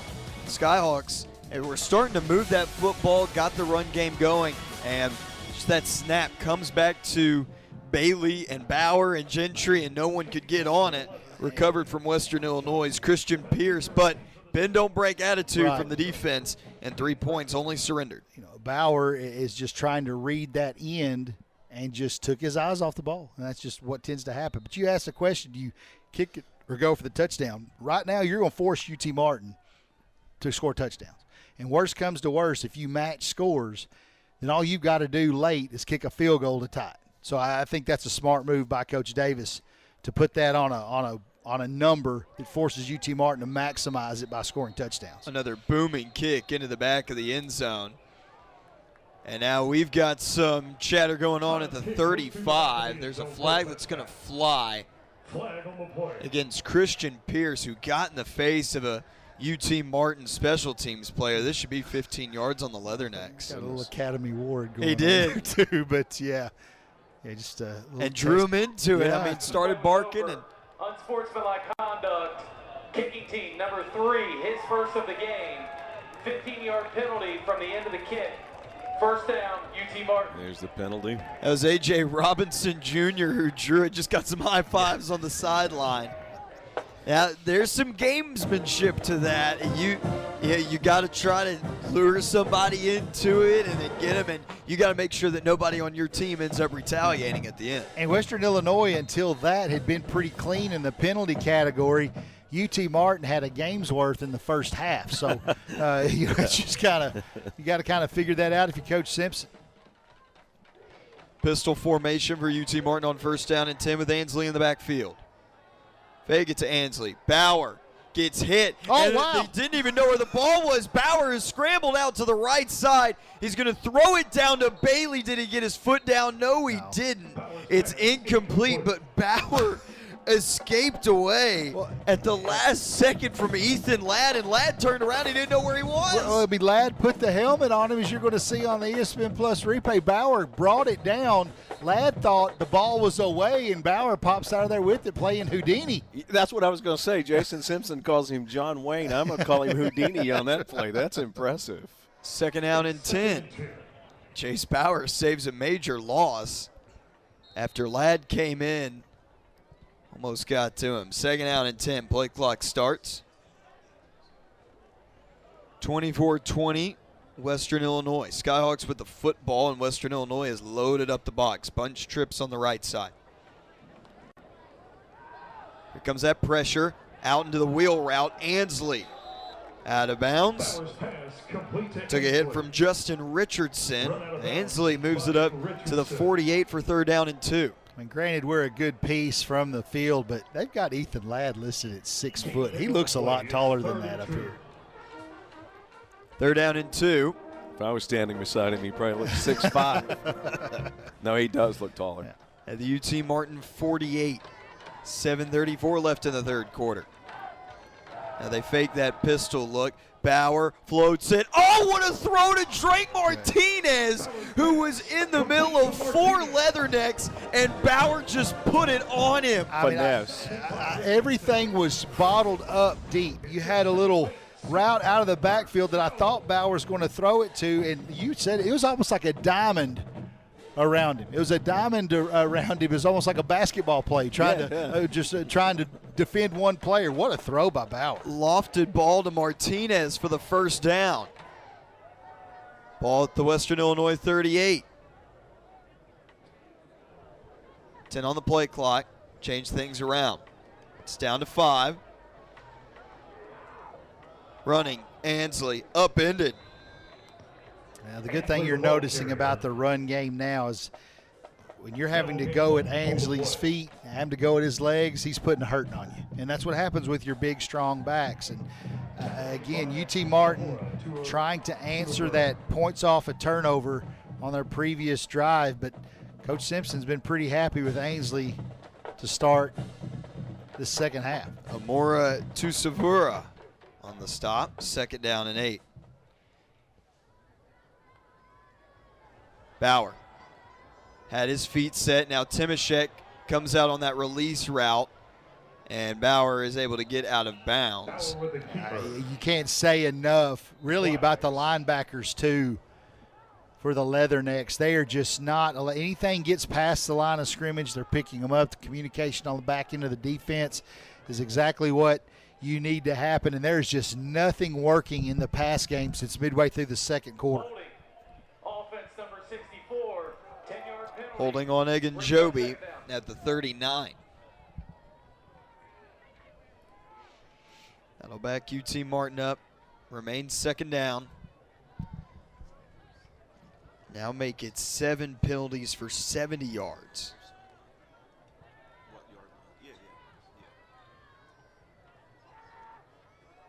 Ball pushed all the way back to. This is just advantage Western Illinois.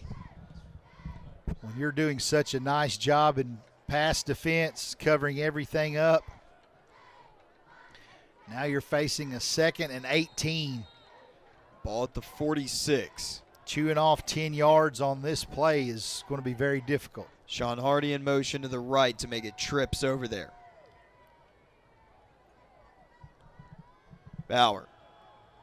Delayed blitz up front on a crosser route. That's Sean Hardy. It brings it in at the 36. They're going to spot it in the middle between the 36 and 37.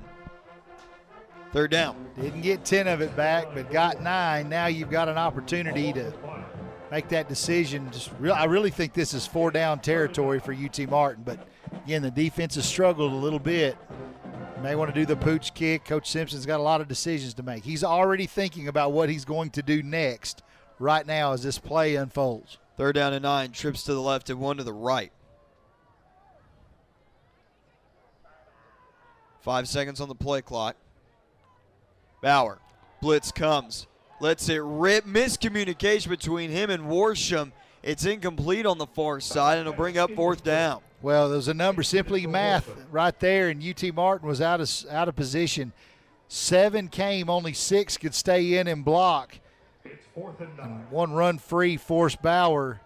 Don't really know, Davis, like you said, don't know if that was miscommunication, if that was receiver didn't go the right way or Bauer was forced to uncork it too quickly. 4th down and 9, Van Winkle to punt. Stands back at his own 49. Really like the defensive play call. Just sent too many. UT Martin couldn't pick them up. That punt with some spin, going to have to be saved here. King will get to it on the 2nd bounce inside the 20. Will be Western Illinois football with 4:49 left in the 3rd quarter. And we're going to take a break. Let's take one here. Western Illinois 24, UT Martin 20. 4 minutes, 49 seconds remaining in the 3rd quarter. The action continues when we return on ESPN+.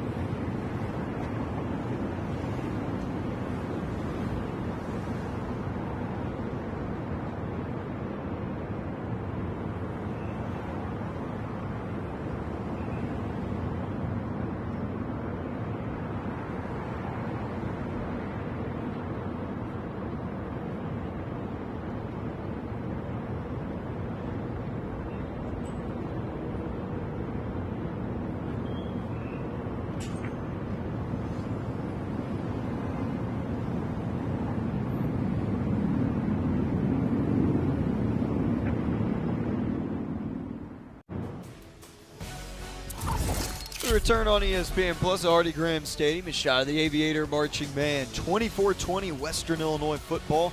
Their defense getting the stop that they needed. Getting the ball back to their offense, who just got a field goal their last time out to go up by 4. Momentum shifting drive coming right here. Could be the most important drive of the game. 1st down and 10. Leatherneck ball at their own 18. Trips to the left for Kason Carswell. He's going to fake to his running back. Roll out on the left. down the field, and that is caught at the 24, knocked out of bounds.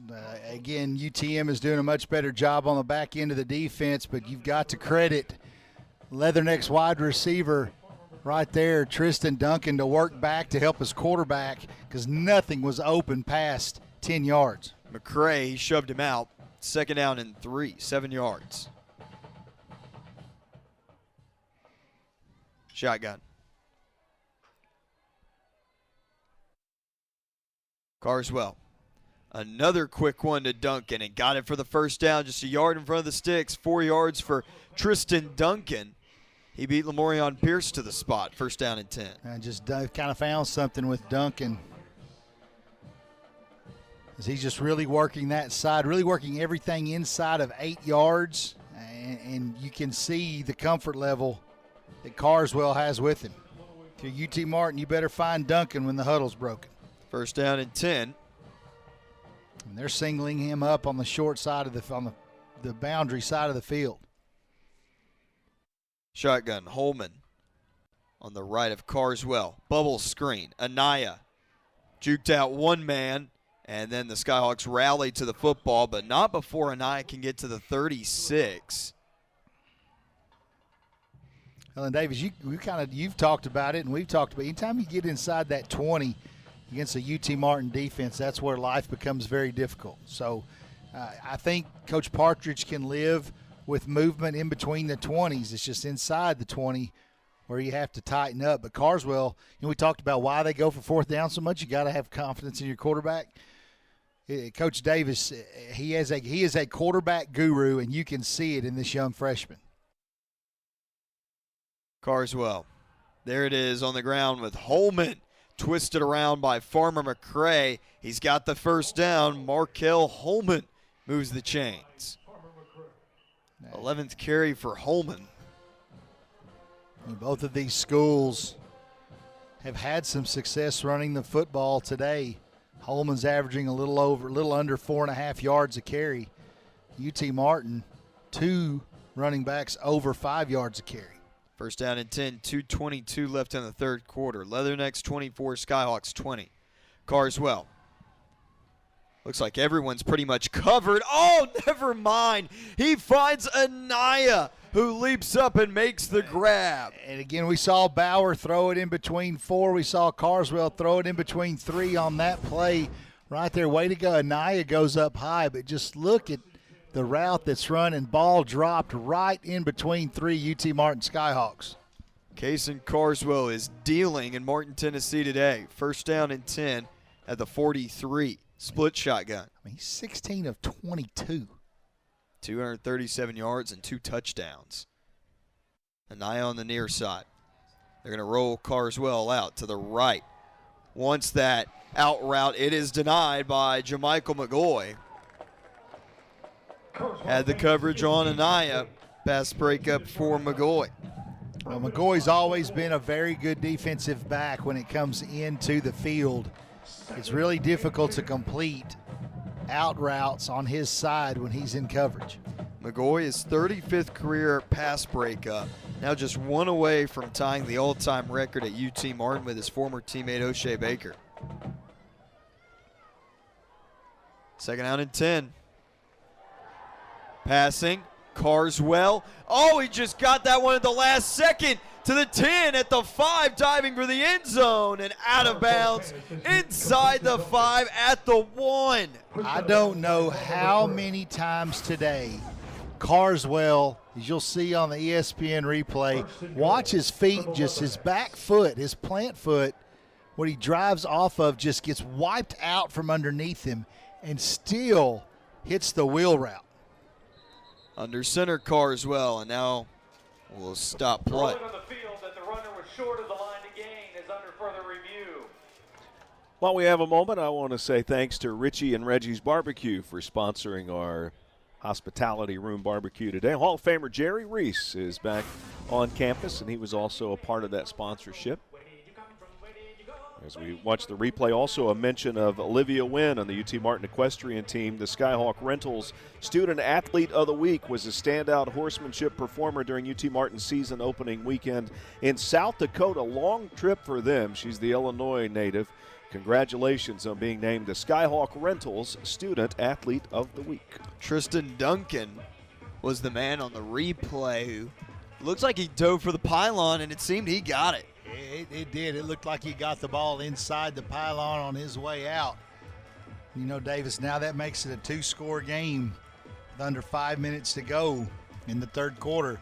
Coach Simpson's going to have to dial something up.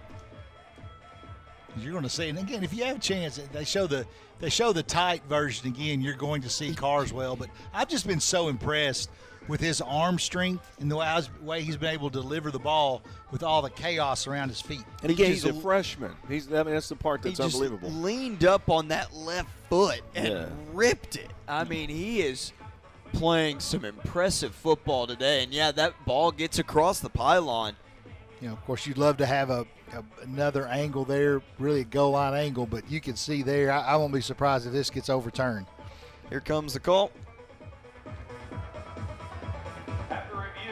The rolling on the field is upheld. It'll be first and goal, Western Illinois from the 1-yard line. Carswell will be stopped at the 1, but it's first down and goal. Or make that Duncan, rather. Again, definitive video evidence to overturn. The next come back out on the field. Up by 4, they can go up by 2 possessions with this score. Shotgun. Holman on the left. Now they switch it around. Carswell's going to go out to the left side. Holman will bully his way into the end zone. Yep. Touchdown, Western Illinois from a yard out. Barkel Holman, his second score of the game. Yeah, great play design, direct snap to the running back. You pull the quarterback out into the open area. UT Martin has to sprint the defender out to account for him. But just mano-a-mano football up front. And now UT Martin has got to grab that shovel and start filling this hole in. The Leathernecks have an opportunity to really put this thing away and get a big home or big road win. Antonio Chada for the point after attempt. 30-20. 1:10 left in the third quarter. 8 plays, 82 yards.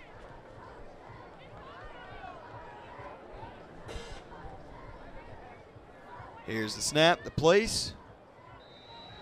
Point after attempt is good. Western Illinois, 31, UT Martin 20, 1:10 left to go in the third quarter. Skyhawks will get the football, but down by 2 possessions. The Leathernecks have come to Martin, Tennessee, and they have let their true freshman quarterback shine. Well, and you've really seen an excellent game plan by defensive coordinator Landon Fox as well, because they have – we talked about it in the pregame is Jace Bauer, the quarterback for UT Martin, was going to have to stretch the field vertically. It was not going to be a situation where he was just going to be allowed to run wild, hit anything over the top. Bryce Bailey has been rendered null and void today by this defense for Western Illinois. They've covered everything deep. They've stayed over the top of all of these routes. And the best throw today by Bauer has been the tight end throws a couple of times. I mean, he's had 3 completions of the tight ends in tight windows, but that's almost you're going to have to get. You can't get anything vertical. I mean, just the running game is working well, but at some point in time, you've got basically 16 minutes to get this thing figured out, and you're down 2 scores. 31-20, 1:10 left in the third quarter. Shout out to kick this one away. The Leathernecks, their lone victory against Valparaiso on the 13th of September, 51-30. Ball goes into the back of the end zone. This is an offense that's averaged over 30 points per game in their last 4 outings. Already up to 31 this season. Tennessee Education Lotteries raised over $7.9 billion for education programs in Tennessee. More than 2.2 million scholarships and grants have been awarded to Tennessee students, including Morgan Mitchell, our UT Martin Education Lottery Hope Scholar of the Week, a member of the UT Martin women's track team. Congratulations. Back to you, Davis. First down and 10 coming up for the UT Martin offense. 1:10 left in the third quarter. Both teams still with all 3 timeouts. Shotgun formation, 3 wide receivers on the right, 1 on the left. Gentry will go out to the right. Defensive line shifts over. Gentry on the run. He's going to get to the sideline, and John Gentry at the 45 to the 50 and will go out of bounds. Mark him out at the 46, but Gentry scampers for 21. Yeah, biggest run of the day for UT Martin. Again, you see the shift on the offensive line to get all the protection over to the right side, then run back against a great down block by Faison Wilson, as he really cracked back on that defensive end, kept him from popping out and getting to Gentry quickly. First down at 10 at the 41. Bauer flanks out Gentry. Looks his way, now throws for Martinez, and in and out of the hands of a Western Illinois defender. That was Malini Tia from Livermore, California, and he could have flipped this game completely upside down. I mean, what a read. He saw that off the line of scrimmage. He ran to the open spot. Hernandez tried to sit down in a little soft spot of what looked to be a zone and almost had a huge turnover. Second down and 10, 38 seconds left in the third quarter. UT Martin led 17-7 in this game, and since then, Leathernecks have hit on all the big plays. A toss to John Gentry. And Gentry able to get a yard. Just bottled up on that play. Justin Richardson. You know, we talked about, Davis, that this first team to get that 2-score lead was going to be very, very important. And not only that, if you didn't get the 2-score lead early, it was going to be a tight game late. And we've got the first 2-score lead of the game with under a minute to go in this third quarter. The UT Martin offense is going to get set, though. This clock starts to wind down in the third quarter, and that'll do it. Western Illinois with the 2-possession lead over UT Martin heading to the fourth quarter. It's Leathernecks 31, Skyhawks 20.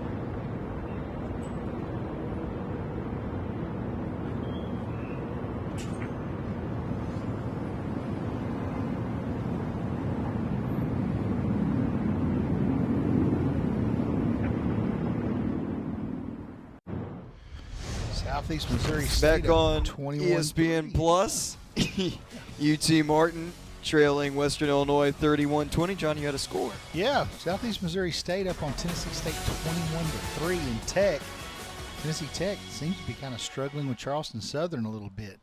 20-10 into the second quarter. That game's at the half. Start of the fourth quarter, UT Martin on homecoming, trailing Western Illinois by 11. 3rd down and 9. Bauer, 4-man rush, looking to the right, directs traffic, now is going to run. Bauer, the stiff arm, leans forward. Did he get enough? Yes, he did, to the 43. Jace Bauer, John Wayne moves the sticks. Line judge came in immediately, waved him forward. Really liked what Jace Bauer did. He tried to get his wide receiver, Faison Wilson, to move into an empty spot in the zone, and when he did, it vacated an area in which he was able to run. 1st down and 10. 2 receivers on either side. Bauer faking to Gentry, rolling right. Got some help from Tingley. Now down the field, and that is caught by Antonio Clifton on the sideline. Good catch. Defensive back snacking it. One-handed catch. That's right. 2nd and 10. And now he has to act cool. He can't. Yeah, that's right. Looks like you've done it before. Yeah. 2nd down and 10. 14:20 left in this fourth quarter.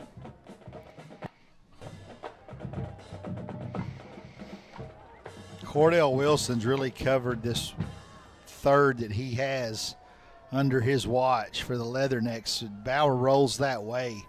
It was just nothing working, nothing high, low, in the middle. At the 43-yard line of Western Illinois, 2nd down and 10. John Gentry with a head full of steam. Gentry barreling forward to the 36. Coach Simpson, it's almost like he feels like he's just slowly punching through this paper, just punching, waiting to break through. 3rd down and 4. 14 minutes left in this fourth quarter. Bauer. Gentry again on 3rd down and just throws his body forward to move the chains. Well, UT Martin obviously has found something in the run game to move the chains, as you said, Davis. The issue you're running into, 13.5 minutes to go. Your defense has got to come out and get a stop if UT Martin's able to punch this in. 1st down and 10 at the 33. Bauer looks quickly to Hyatt Timashek. Being spun around inside the 30 and then down at the 27. And again, go find the 6'6", 240-pound tight end. He's been a pass catcher all day long. 2nd down and 4. Trips on the left. Gentry on the left of Jace Bauer. And Western Illinois offensively, you take out that one play right before halftime, they've scored on every drive since a 3 and out back with 2:27 left to go in the first quarter. Yeah, again, you saw that last week if you're a UT Martin fan, 7-7 in the first half, and Lyndon Wood is perfect on scoring opportunities in the second. It's gone touchdown, 2 plays, 76 yards. The next drive, a score, 6 plays, 76 yards. Halftime, that one play, and then field goal touchdown. 3rd down and 1. 2 tight ends in the formation. They'll go to the left. Chris Franklin, the running back. Western Illinois loads up the box. Give to Franklin. Tried to work it to the outside. And he got it. He did. Chris Franklin, the 1st down, right at the 23. Stopped by Brown. Because that was a run play. You saw it, but still, UT Martin runs twins left. Straight up press coverage with no safety help over the top. Simmons Bank 1st down for UT Martin. I would assume you are in 4-down territory on these drives. You've got to go for it. Defense has struggled slowing down Western Illinois, as you just pointed out. So you are most definitely in 4-down territory. The question is going to be, Davis, do you take the 3? Yeah, to get the 8. Yeah, to get the 8. And Bauer, Faison Wilson, that's the big target he's looked for down at the 12. Another Simmons Bank 1st down. Faison Wilson only 1 catch before that one. 13-yard reception earlier in the game, but Bryce Bailey, Faison Wilson have really been taken out of this contest today. Shotgun from the 12 of Western Illinois. Skyhawks going left to right in this fourth quarter. Get the call from the sideline. Trips on the left. Tight end Martinez is on the right side. A run with John Gentry. Able to cut back to the right side, and Gentry is down at the 6 yards for John Gentry. And you've got to give a lot of credit to Bauer on that play to give it up. Of course, he comes out. It looks like he had just a wide open walk into the end zone. He didn't. Again, he was sealed off and rightly handed that ball off to his tailback. Second down and 3. You can see Coach Simpson right now, he's with this check with me offense. There's a play that they break with, and then they check the sideline. 10 on the play clock. Bauer on to Gentry. And John Gentry tackled at the 4, making it third down and short. Now you have some options here if you're Coach Simpson. He really has a pretty good play design on little naked bootlegs. You've got the ball really on the far hash. He can roll everything to the field side. You can get some receivers dragging across the back. You've got Hernandez in there, one of your better blockers, but he can get out and catch the ball as well. Defense is fit to that right side. They showed blitz. And Jason Simpson will go ahead and call timeout with 9:37 left in the fourth quarter. UT Martin down 31-20. Leathernecks with the lead. And a media timeout. We'll go ahead and take a break. Keep it right here on the Skyhawk Sports Network and ESPN+.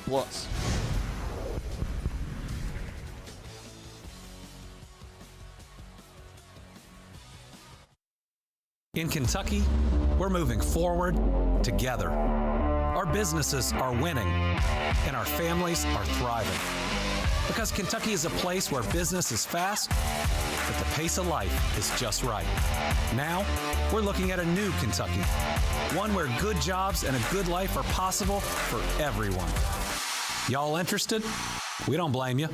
So come explore your new Kentucky home.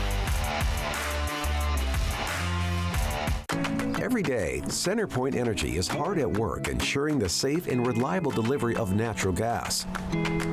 From routine maintenance to the replacement of natural gas pipelines, it's what we do to keep the community safe. But it's more than just a job. It's about neighbors helping neighbors, because we're also proud members of the communities we serve. So next time you see one of our crews at work, be a good neighbor and steer clear, and we'll all come home safe and sound. Here's to our community's safe and smart energy future. Are you ready to take your money to new heights? Get a flexible high-yield checking account that lets you customize your interest rate so you can keep your finances headed in the right direction. With Elevate Checking from United Fidelity Bank, you're in control of how much you earn. You can raise your rate with a few easy steps. Get more ways to earn more with Elevate Checking and start earning 4.00% APY. Learn more at unitedfidelity.com/elevate or visit your local banking center. What's it like to be a student athlete in the OVC? We rise to challenges and challenge others to rise with us. We show respect. We lead by example.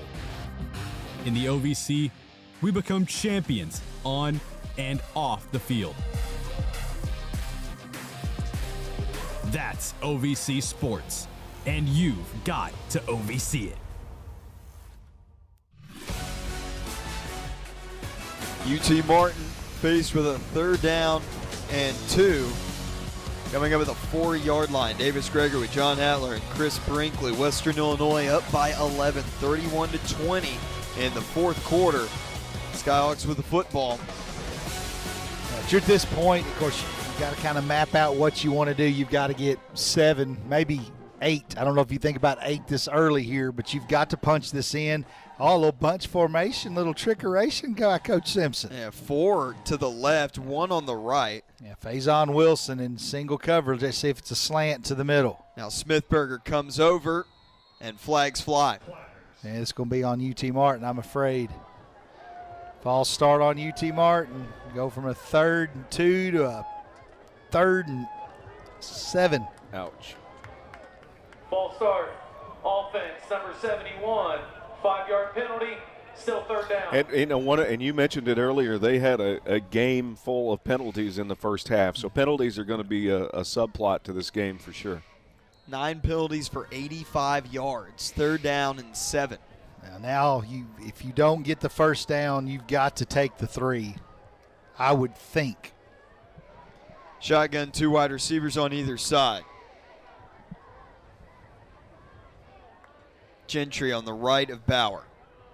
He's going to throw. Looks to the slant. Wilson makes the catch. That big body trying to move forward. He's going to get that extra push. I think he got there.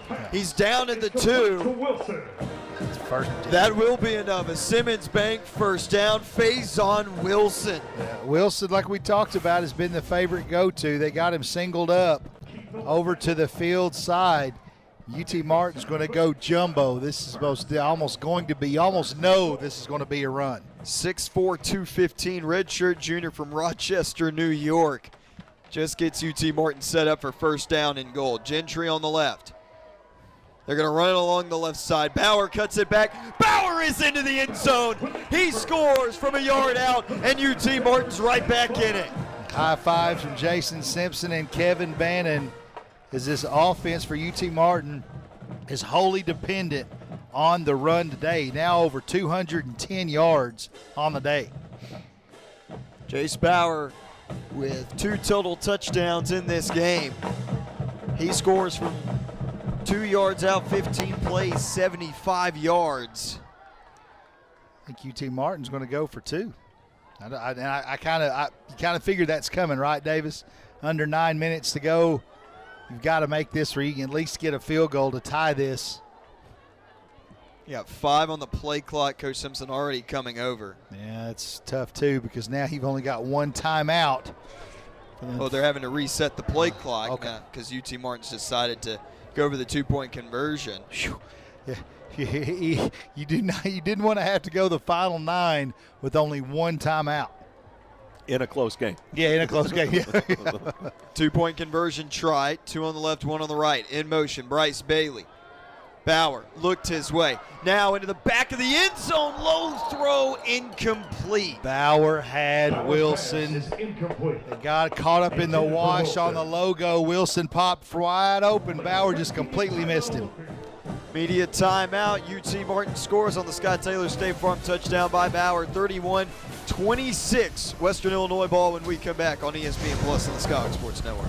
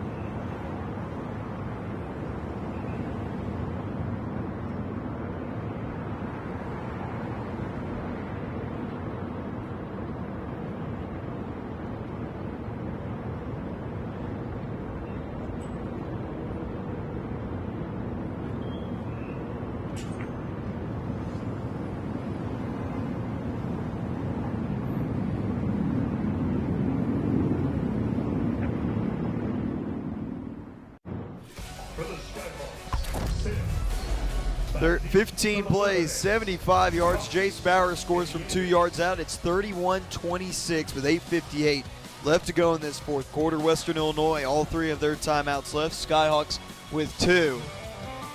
It is a one-possession game yet again. Can Western Illinois be able to play keep away for long enough and possibly get that score to put a dagger in the home team?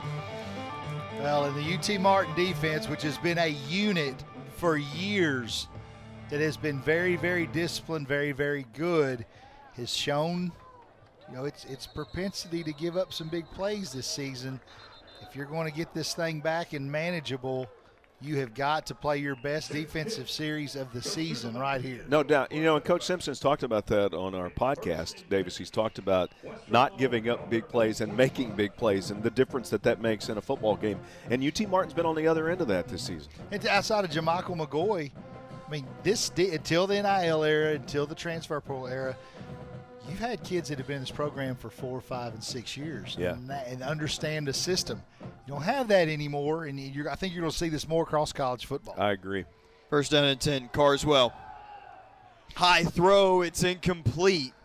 Went for his tight end, Alex Williams, and that's been one he has consistently hit all day. And that's one of the many things that Carswell is impressive about. I mean, he's definitely on his way to making his name for Freshman of the Year in the Ohio Valley Conference Big South Association. But he is so definitive with the ball. When he gets the ball, he knows what he's looking for. He gets to his progressions. We've seen the arm talent already, which is only going to get better. Carswell in motion, Duncan. Handoff to Holman.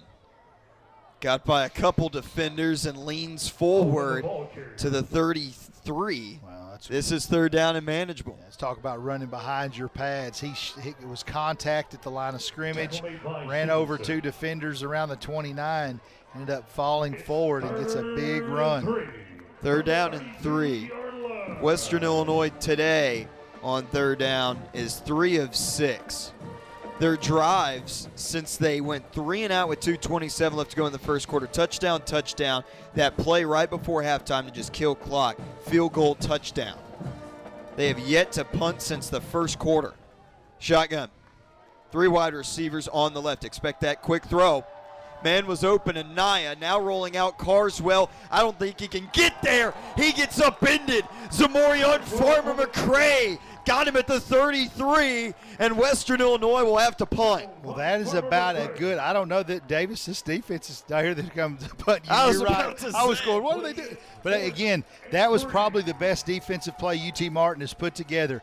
You rolled to the left side, everybody was covered up, and then you had that spy that had his eyes on them to come in there and cut them down to force the second punt of the day. This is a big, big offensive series coming for UT Martin.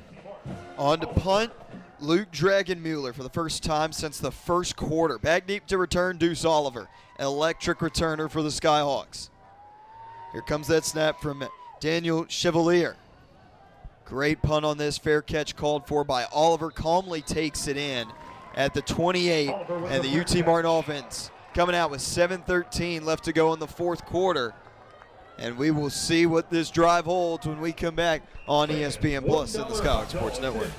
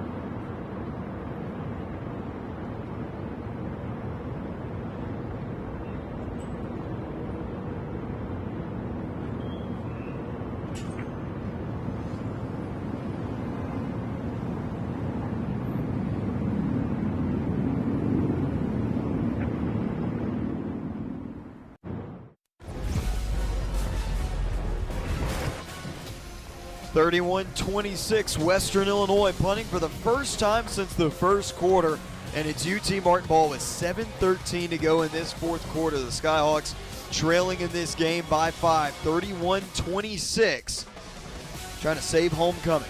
It is. Now here's something to think about. Just like the Dallas Cowboy Stadium, and Jerry Jones wasn't smart enough to do this. You get down to the south end of this field, passes to the east, you're going to have the sun in your face. That's right. If you go that way, we just saw the official almost get his nose knocked off just tossing the ball to him. So, in the shotgun, Jace Bauer calling over Bryce Bailey. They're going to fake it.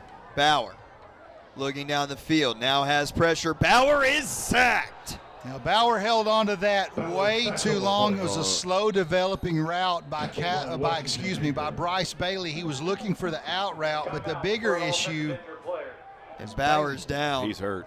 Kevin Washington came in on the blitz. Julian Calvez will start to warm up. Maybe an ankle injury. And just the way that Bauer went down and Washington came on top of him, it wasn't a dirty play at all. Just he was able to get him around the ankle and full weight. It's almost like the balls of his feet were up and came right down on the ankle. I'll piggyback on something you said earlier, John. I think here's a replay of that injury. Yeah. Let's watch it again first. Well, we knew Washington was going to be a big player. It looks like he kind of rolled it up when he went down and tackled him, and just on the roll, the alligator roll, he just had the ankle. What I was going to say, as I get older, I think 75% or 80% of the world's problems are miscommunication. Mm-hmm. Wars, divorces, I mean, I could go on and on. Communication is strengthened by time spent together. I think with the transfer portal, turnovers and penalties are just going to continue to rise because you're going to have so much miscommunication because they don't know each other. 100%. And Coach Simpson this week if you're a UT Martin fan, every Thursday morning it's Let's Talk Football with Jason Simpson in the Bob Carroll Football Building. And he talked about that this week. Okay. And he talked about the fact that has not been good communication through our UT Martin's defensive breakdowns this year. And he also made the conversation about Jace Bauer is a great player, is a wonderful human being, is a good leader, but he's not a vocal leader. Yeah. And, a long time ago, I remember a coach telling, of course, you and I have coached a lot of youth league sports, which I had a coach tell me one time, I said, what do you want these children to know? What do you want to impart upon them?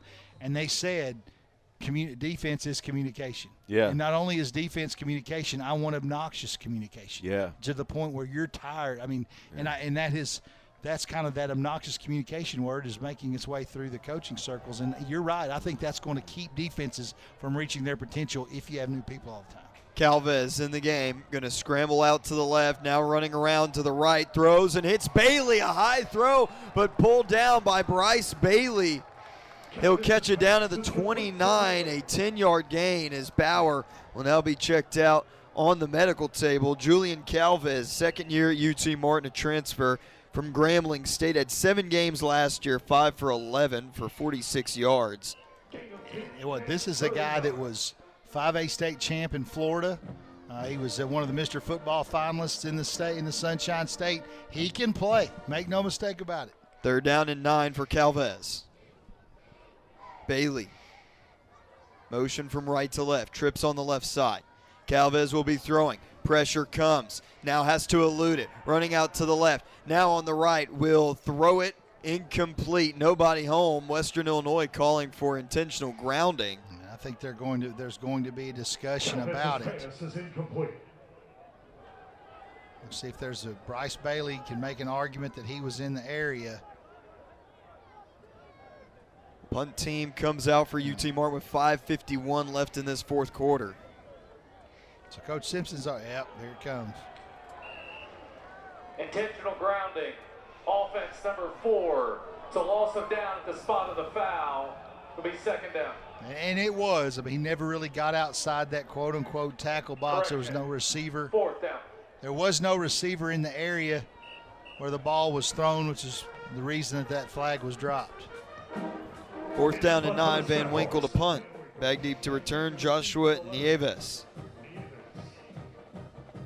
You talk about the field position battle. UT Martin had worked hard throughout the third quarter to win that, but now Going to need a huge punt to flip the field, and your defense is going to have to get on the field and have another fantastic series. And this is going to be back up UT Martin another 5. That's going to make it 11 penalties for 101 yards. Yeah, and Coach Simpson, again, he has a beef.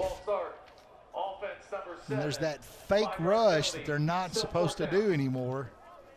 And that's the second or third time it's happened today, and Coach Simpson has been chewing on that the entire game. Yeah, he is letting the official line judge on the near side have it. It's almost like a baseball coach trying to get ejected. Van Winkle punting from his own end zone. The snap back by King. Really good punt here by Van Winkle. Nieves dives down to haul that in. In pursuit, Jamal Mayers. It'll be Western Illinois ball with 5:44 left to go in this fourth quarter. What about those hands by Nieves? He slipped. His feet slipped from behind him, and he just put those paws out there and secured it. It's the most penalties for UT Martin in a game this season. They've had 8 on 2 prior occasions. First down and 10, Leathernecks at the 32. Maybe Coach Simpson, this is a problem because most of those, 3 of those penalties, Chris, are extended drives. All penalties are not created equal. That's right. Shotgun formation, 2 receivers on the left, 1 on the right. Carswell in motion, Anaya. Carswell keeping it himself, hit from behind. And your Coach Partridge, you have got to account for Carswell in the run game because he has a couple of scrambles today. Yes, Pooney is down at the 31. Performance chiropractic injury timeout. They'll tend to Pooney. What's tough for UT Martin, I mean, you've given yourself a chance to come from behind and win this game, and now the injuries are hitting you late in the fourth quarter. Major injuries. Pooney's almost looks as he may be asleep. We'll go and check on him. Athletic trainer, assistant athletic director Bart Ballou for UT Martin told a story one time that here at Hardy Graham Stadium on the far sideline that you can see from the camera angles right now on ESPN Plus, one of UT Martin's players took a pretty good wallop. That was on a reception, right? By the time Bart got over there, all he heard was yeah. He was snoring. And so I remember that. Happening. Yeah. I think it was one of our receivers. You can still see Coach Simpson not in the frame, but wearing the white hat and the line judge out about that fake move, simulation of a snap on punt return. Second down and 8. Leatherneck offense gets on the ball. Their own 34 after the run by Carswell. In the shotgun formation, trips out to the right. And you've got to account for Carswell in the run game. You don't want to put this in the air if you can avoid it. Clock is rolling. We talked about in the pregame, one of the things Western Illinois had to do, key to the game, was to shorten it, and you shorten it by keeping that clock running. Play clock comes all the way down to 5. Now Holman on the right side. Carswell. It's Holman. And he's going to be dropped at the line of scrimmage. Now you're going to be in a situation here if you're Western Illinois. The clock's going to continue to run. UT Martin's defense, can it stay disciplined? Can they keep from getting sucked in on the play action and then getting hit again, just like that touchdown we saw earlier? Great play design by Coach Davis. Chase Bauer working that foot out on the UT Martin sideline. Trying to see if he's going to be good to go for this next drive. Third down and 8. 4:20 left in this fourth quarter. There might not be another drive if Western Illinois can hold this football. Third down and 8. Trips to the right. Carswell, the freshman, and the underneath route incomplete through that down to the dirt. Fourth down, and the punt team on with 4:08 to go. An uncharacteristically poor throw by Carswell, trying to find Anaya. Just somehow, don't know what happened with Carswell, if he tried to hold up, but just threw it at the feet of one of his most sure-handed wide receivers today. On the punt for Western Illinois, Dragon Miller. Dragon Mueller out of Cumming, Georgia, 6'1", 180 to punt. Oliver back to return at the 25. 4:08 left to go in this game. Western Illinois 31, UT Martin 26. Snap is back to him. It's a good punt. Oliver is going to try to return this one. Makes a couple men miss and will go down at the 35.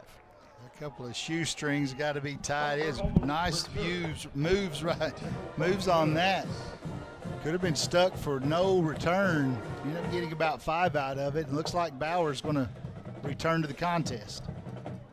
UT Martin has won 5 straight homecoming games. Last time they lost 2018 against SEMO. First down and 10 for UT Martin with Bauer back in the game. Skyhawks at their own 35. Ball in the right hash, 3:58 to go. UT Martin 2 timeouts. Western Illinois with 3. Ansley on the run to the right, and he's bottled up. Ansley, the ball carrier. Well, that closed up quickly. Ansley trying to go through that B gap, but the run fit, I believe. That was on Riven. Bottled it up pretty quickly. Nowhere to go. Second down and 9. 3:33 to go. And this is where the pass defense for the Leathernecks has really forced Martin to be one-dimensional today. Alexander in motion. He'll run behind the shotgun. Bauer now has to scramble out onto the right. Throws it downfield. Oh, it's caught! Timashek! Oh, what a miracle heave from Bauer to Timashek. He's wrapped up at the 31. I don't know that could have been any more accurate than to call that a miracle, because that's exactly what it has been. Bauer rolls to the right. There has been nothing working all day when the Leathernecks have forced Bauer to his arm side. They've done an excellent job of really knocking off the sideline, but miraculous is accurate. Bola broke through. Bauer had to get out and find Timashek, who's having a day. Play action. Bauer wants it to the end zone on the double move. Wilson and double coverage inside the 5 and down to the 2. If you're UT Martin, there doesn't need to be a whole lot more testing and tempting of fate. Another ball just thrown up in between 2 defenders. Wilson, by all accounts, has had a very quiet day, but to go up in between the 2, high point that ball and bring it down. And now UT Martin with 2 minutes left. Josiah Tingley getting the troops fired up. 2-minute timeout. It is 31-26. Jace Bauer, the miracle worker, getting the Skyhawks down to the 2. And our 2-minute timeout. We'll take a break on ESPN Plus and the Skyhawk Sports Network.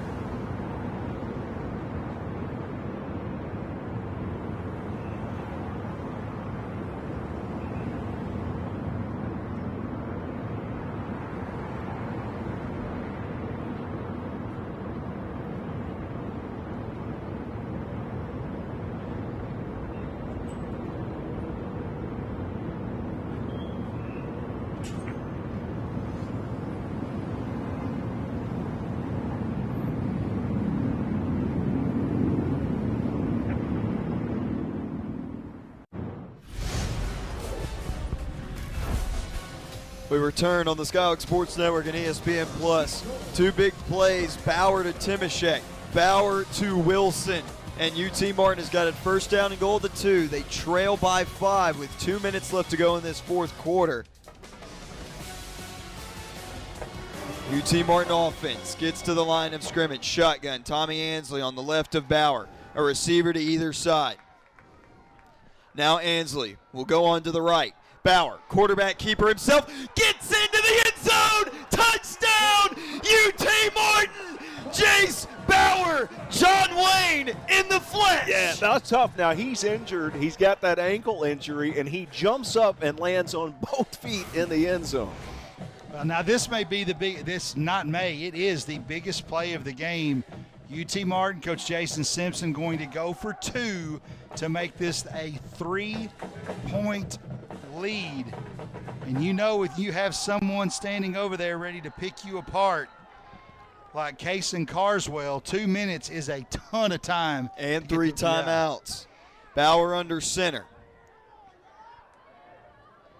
Pass to Wilson, in and out of his hands and incomplete. It will remain a 1-point game. Skyhawks have the lead. 32-31, some pushing and shoving after the play. The 2-point conversion. The play was a really good play design, as you had Faison Wilson come back up under 2 wide receivers. Bauer under center, making a quick throw to try and cut down on the space to the goal line, but it was one of those really tough places to catch it, really below your belly button and try and coming straight towards it to really corral that thing. He didn't have a chance to catch it with his hands, had to try and bring it into the lower extremities of his body, which is very difficult. UT Martin's first lead since the second quarter, down by 11 in this final frame, and they've come all the way back to take a 1-point lead. Now 1:57 left. Kason Carswell can add on to his lore if he's able to pull off this. Skyhawk defense has stepped up in this fourth quarter, and they're going to need one more stop to clinch this victory. Carswell today, 17 of 26, 279 yards and 2 touchdowns for the Mason, Minnesota native. First team All-State, 32 touchdowns in 13 games with over 2,800 passing yards. No turnovers today for Western Illinois, 2 touchdowns for him. Sims boots it away, and he got every bit of that football going into the back of the end zone for a touchback. Leatherneck ball starting out at the 25. And again, Carswell battle-tested last week, albeit it was a lopsided loss at the hands of Tennessee Tech. Still put a lot of balls up in the air, averaged over 10 yards per reception, or per completion, I should say. And this is just an opportunity where the UT Martin defense has put together 2 back-to-back series that has put them right back in this game after down 11. And Davis, you got to make it 3 in a row. Shotgun for Carswell, first down and 10 of the 25. Holman will now be on the right side. Carswell, blitz comes. Underneath, Holman tripped up by one man, still on his feet. He's got the first down at the 36. Again, great play design, but we have an injury. This is going to be number 77, Cole Smith, the senior. Western Illinois injury. They'll go check on Smith. He's 6'5", at 315 senior from Simi Valley, California at the 20-yard line. After the 11-yard catch by Holman to move the chains and stop the clock with 1:50 left to go in this fourth quarter. 32-31 UT Martin. What's at stake? Western Illinois, their first OVC Big South victory of this season. UT Martin then improving to 2-1 in conference play. Skyhawks dropped last week's game against Lindenwood, 30-14. Western Illinois fell to Tennessee Tech 66-20. So if you really take a look at both of these teams' schedules, they've been gauntlets. I mean, Western Illinois on the road at Illinois, at Northwestern, picked up the win at home, as Davis has mentioned early, against Valparaiso. So you know you've got 2 Big Ten opponents, but then you have to go to Eastern Washington, which has traditionally been an FCS powerhouse for the past several years. Dropped a close one, a one-score game at cross-state rival Eastern Illinois, and then again we talked about last week at Tennessee Tech. So this is, for me, and of course we try not to be fans, but you kind of try and figure how good are these teams in the Ohio Valley Conference right now. I mean, you just don't know, because especially when you're talking about Western Illinois and UT Martin played a tough, top-heavy schedule right out of the gate, and both teams are sitting there with, of course, UT Martin starting 0-4, Western Illinois starting 0-3. So you really don't know how good they are this far into it. What you do know is that this is a close game, and that if they played 10 times, what I've seen today, one team's going to win 5 and the other's going to win 5. Smith coming off the field and not putting a lot of weight on that left leg. The loss last week by Western Illinois to Tennessee Tech, it was a 46-point drumming, honestly. Yeah. But you take a look at Carswell's stats. When you know that he's facing pressure, because everybody in that stadium in Cookeville knows that the pass is coming, and he still has a high completion percentage. He still has a high yardage per completion, and he still goes over 340 yards. So it's just kind of hard to tell how good everybody really is. Gardner-Webb beating Eastern Illinois today 21-20. SEMO up big on TSU 21-6. Tennessee Tech in command over Charleston Southern 27-10 with 3:11 to go in that third quarter. And here with 1:50 left in the fourth quarter, it's UT Martin 32, Western Illinois 31. Leathernecks will get on the ball with Carswell. I want to say one thing, John, what you're saying with the transfer portal. Again, I think it takes teams longer to get their identity, because I don't know what either one of these teams' identity is, maybe more so Western Illinois. Carswell after the first down completion to Holman. Four-man rush, flag instantly flies up, and it's going to be a free play. Holman runs forward and down at the 49. Martin sent pressure off the left edge, arm side of Carswell. What could be a 5-yard penalty is probably going to be declined. Move the chains. First down by the Leathernecks. Offside. Defense number 0. Offsides on Keyshawn Johnson. That penalty is declined. The game clock will start on the snap.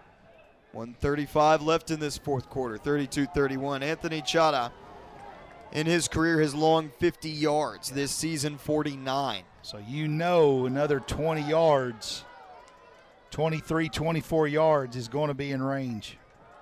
Carswell dropping back, has a man wide open, Duncan at the 33. This is complete to Duncan. First down and 10 in UT Martin territory. Duncan started in the slot on the left, runs a drag all the way across the field. UT Martin unable to keep pace in coverage was Lamarion Pierce. First down and 10, 1:29 left. Now Western Illinois can think about running this football. Because you are definitely in Chata's field goal range. Holman right up the middle, and he's off to the races. Touchdown, Western Illinois from 33 yards out. Markel Holman, the hat trick. Well, that's probably going to be offsides on UT Martin, I would guess. However, the body language says otherwise. Illegal motion. Offense number 3 was on the line of scrimmage and covered up and went into motion. It's a 5-yard penalty. Still first down. Another life bought by UT Martin, Damari Davis. Arrow, that was a little matrix right there. Dodge the bullet. Yeah. You're UT Martin, but again, now that pulls. After the penalty. It pulls, I would think, Davis, Chris, wouldn't you? Pulls him out of field goal range. But again, as Davis mentioned on the prior play, you can run this thing. I mean, this is something you can do. Could be a 55-yarder from here, 123. Carswell in motion. There goes Davis. Back on the ground game. Holman wrapped up initially and still fights forward for yardage. I'm going to say he got back to the original line of scrimmage. Holman with the rush. Ran through the arms of UT Martin's defensive lineman, Jabri Dawkins. Looked like he had him. Well, every yard matters. Every yard's magnified right now. Second down and 10, under a minute to go. Carswell back to the belly of Holman, and he's going to be tackled for a loss. It's Toby Camp. Those yards matter. Those were huge. That is a massive tackle for loss. Western Illinois, their first 32nd. Third down and long.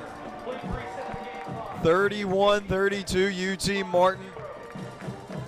Resetting the game clock to 50 seconds. Timeout taken by the Leathernecks.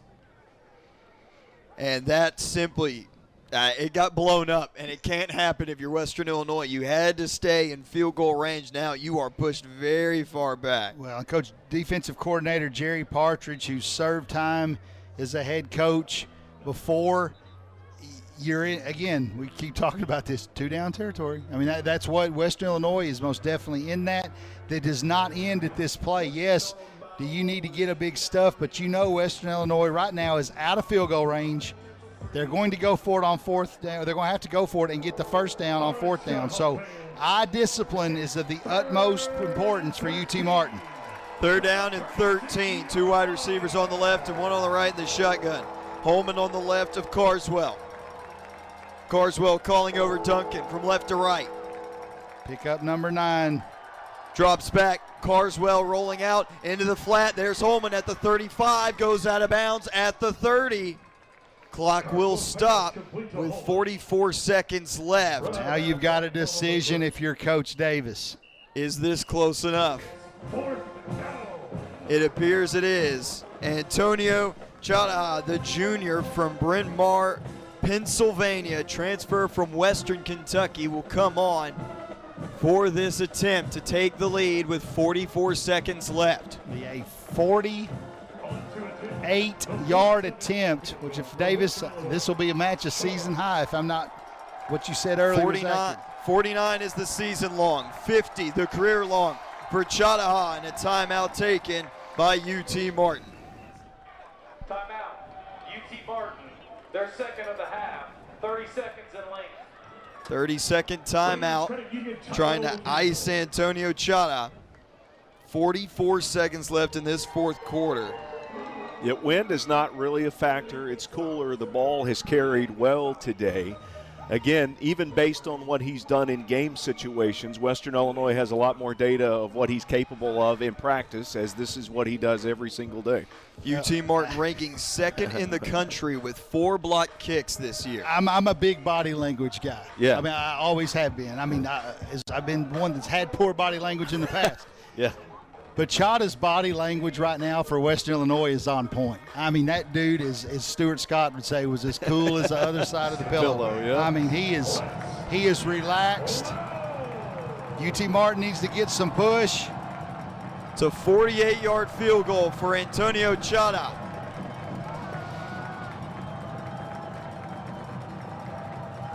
There's the snap, the place, the kick is blocked! It's blocked! Blocked up front, the 5th of the season for UT Martin. That ball is loose, still dead though. No good. UT Martin ball with 35 seconds to go. Snagged defeat from the jaws of victory. That is what has happened. Body language became a non-factor. It is UT Martin ball with 35 seconds left. The Skyhawks down 11, blocked on that left side. Ball ruled dead, and UT Martin will come out in victory formation. Down 11 at the start of the fourth quarter, and the Skyhawks have rallied back. 32-31, special teams comes up big again. How about the grittiness of Jake Bauer? Gets his ankle rolled, has the touchdown to take the lead. The defense, and I'll say it, much maligned all day long, did not play well. Last 3 defensive stands were huge for UT Martin. The defense, the last 3 defensive stands absolutely negated another unbelievable game by Carson Carswell. And even with Bauer's injury, he jumps into the end zone. Clock continues to roll down here. 15 seconds left. Western Illinois, who on that drive to start the second quarter was 7:37 to go. Touchdown. Reached halftime. Field goal, then a touchdown. They were unstoppable. And then 3 and out, and a blocked field goal. Happy homecoming, Skyhawks! UT Martin wins it! 32-31 in comeback fashion. What a day here in Martin, Tennessee. Well, it was just such a good game, back and forth the whole time. You know, Chris, we talked about it, those pendulum swings. We've never seen anything like that in the second quarter. UT Martin could have very well packed it in. That could have Western Illinois, but again, just a great football game today by two teams that really needed a win, and both teams can take something from this. Yeah, we'll wrap it up here on ESPN Plus. The UT Martin Skyhawks prevail and come from behind fashion. The final score 32-31 over Western Illinois. For Davis Gregory and John Hattler, I'm Chris Brinkley saying so long from Graham Stadium. And the final score is UT Martin winning this one 32-31 over Western Illinois. All games airing on the ESPN networks are streamed live and archived on the ESPN app. This has been a presentation of ESPN Plus. Stay with us for our radio broadcast on the weekly Ford Post.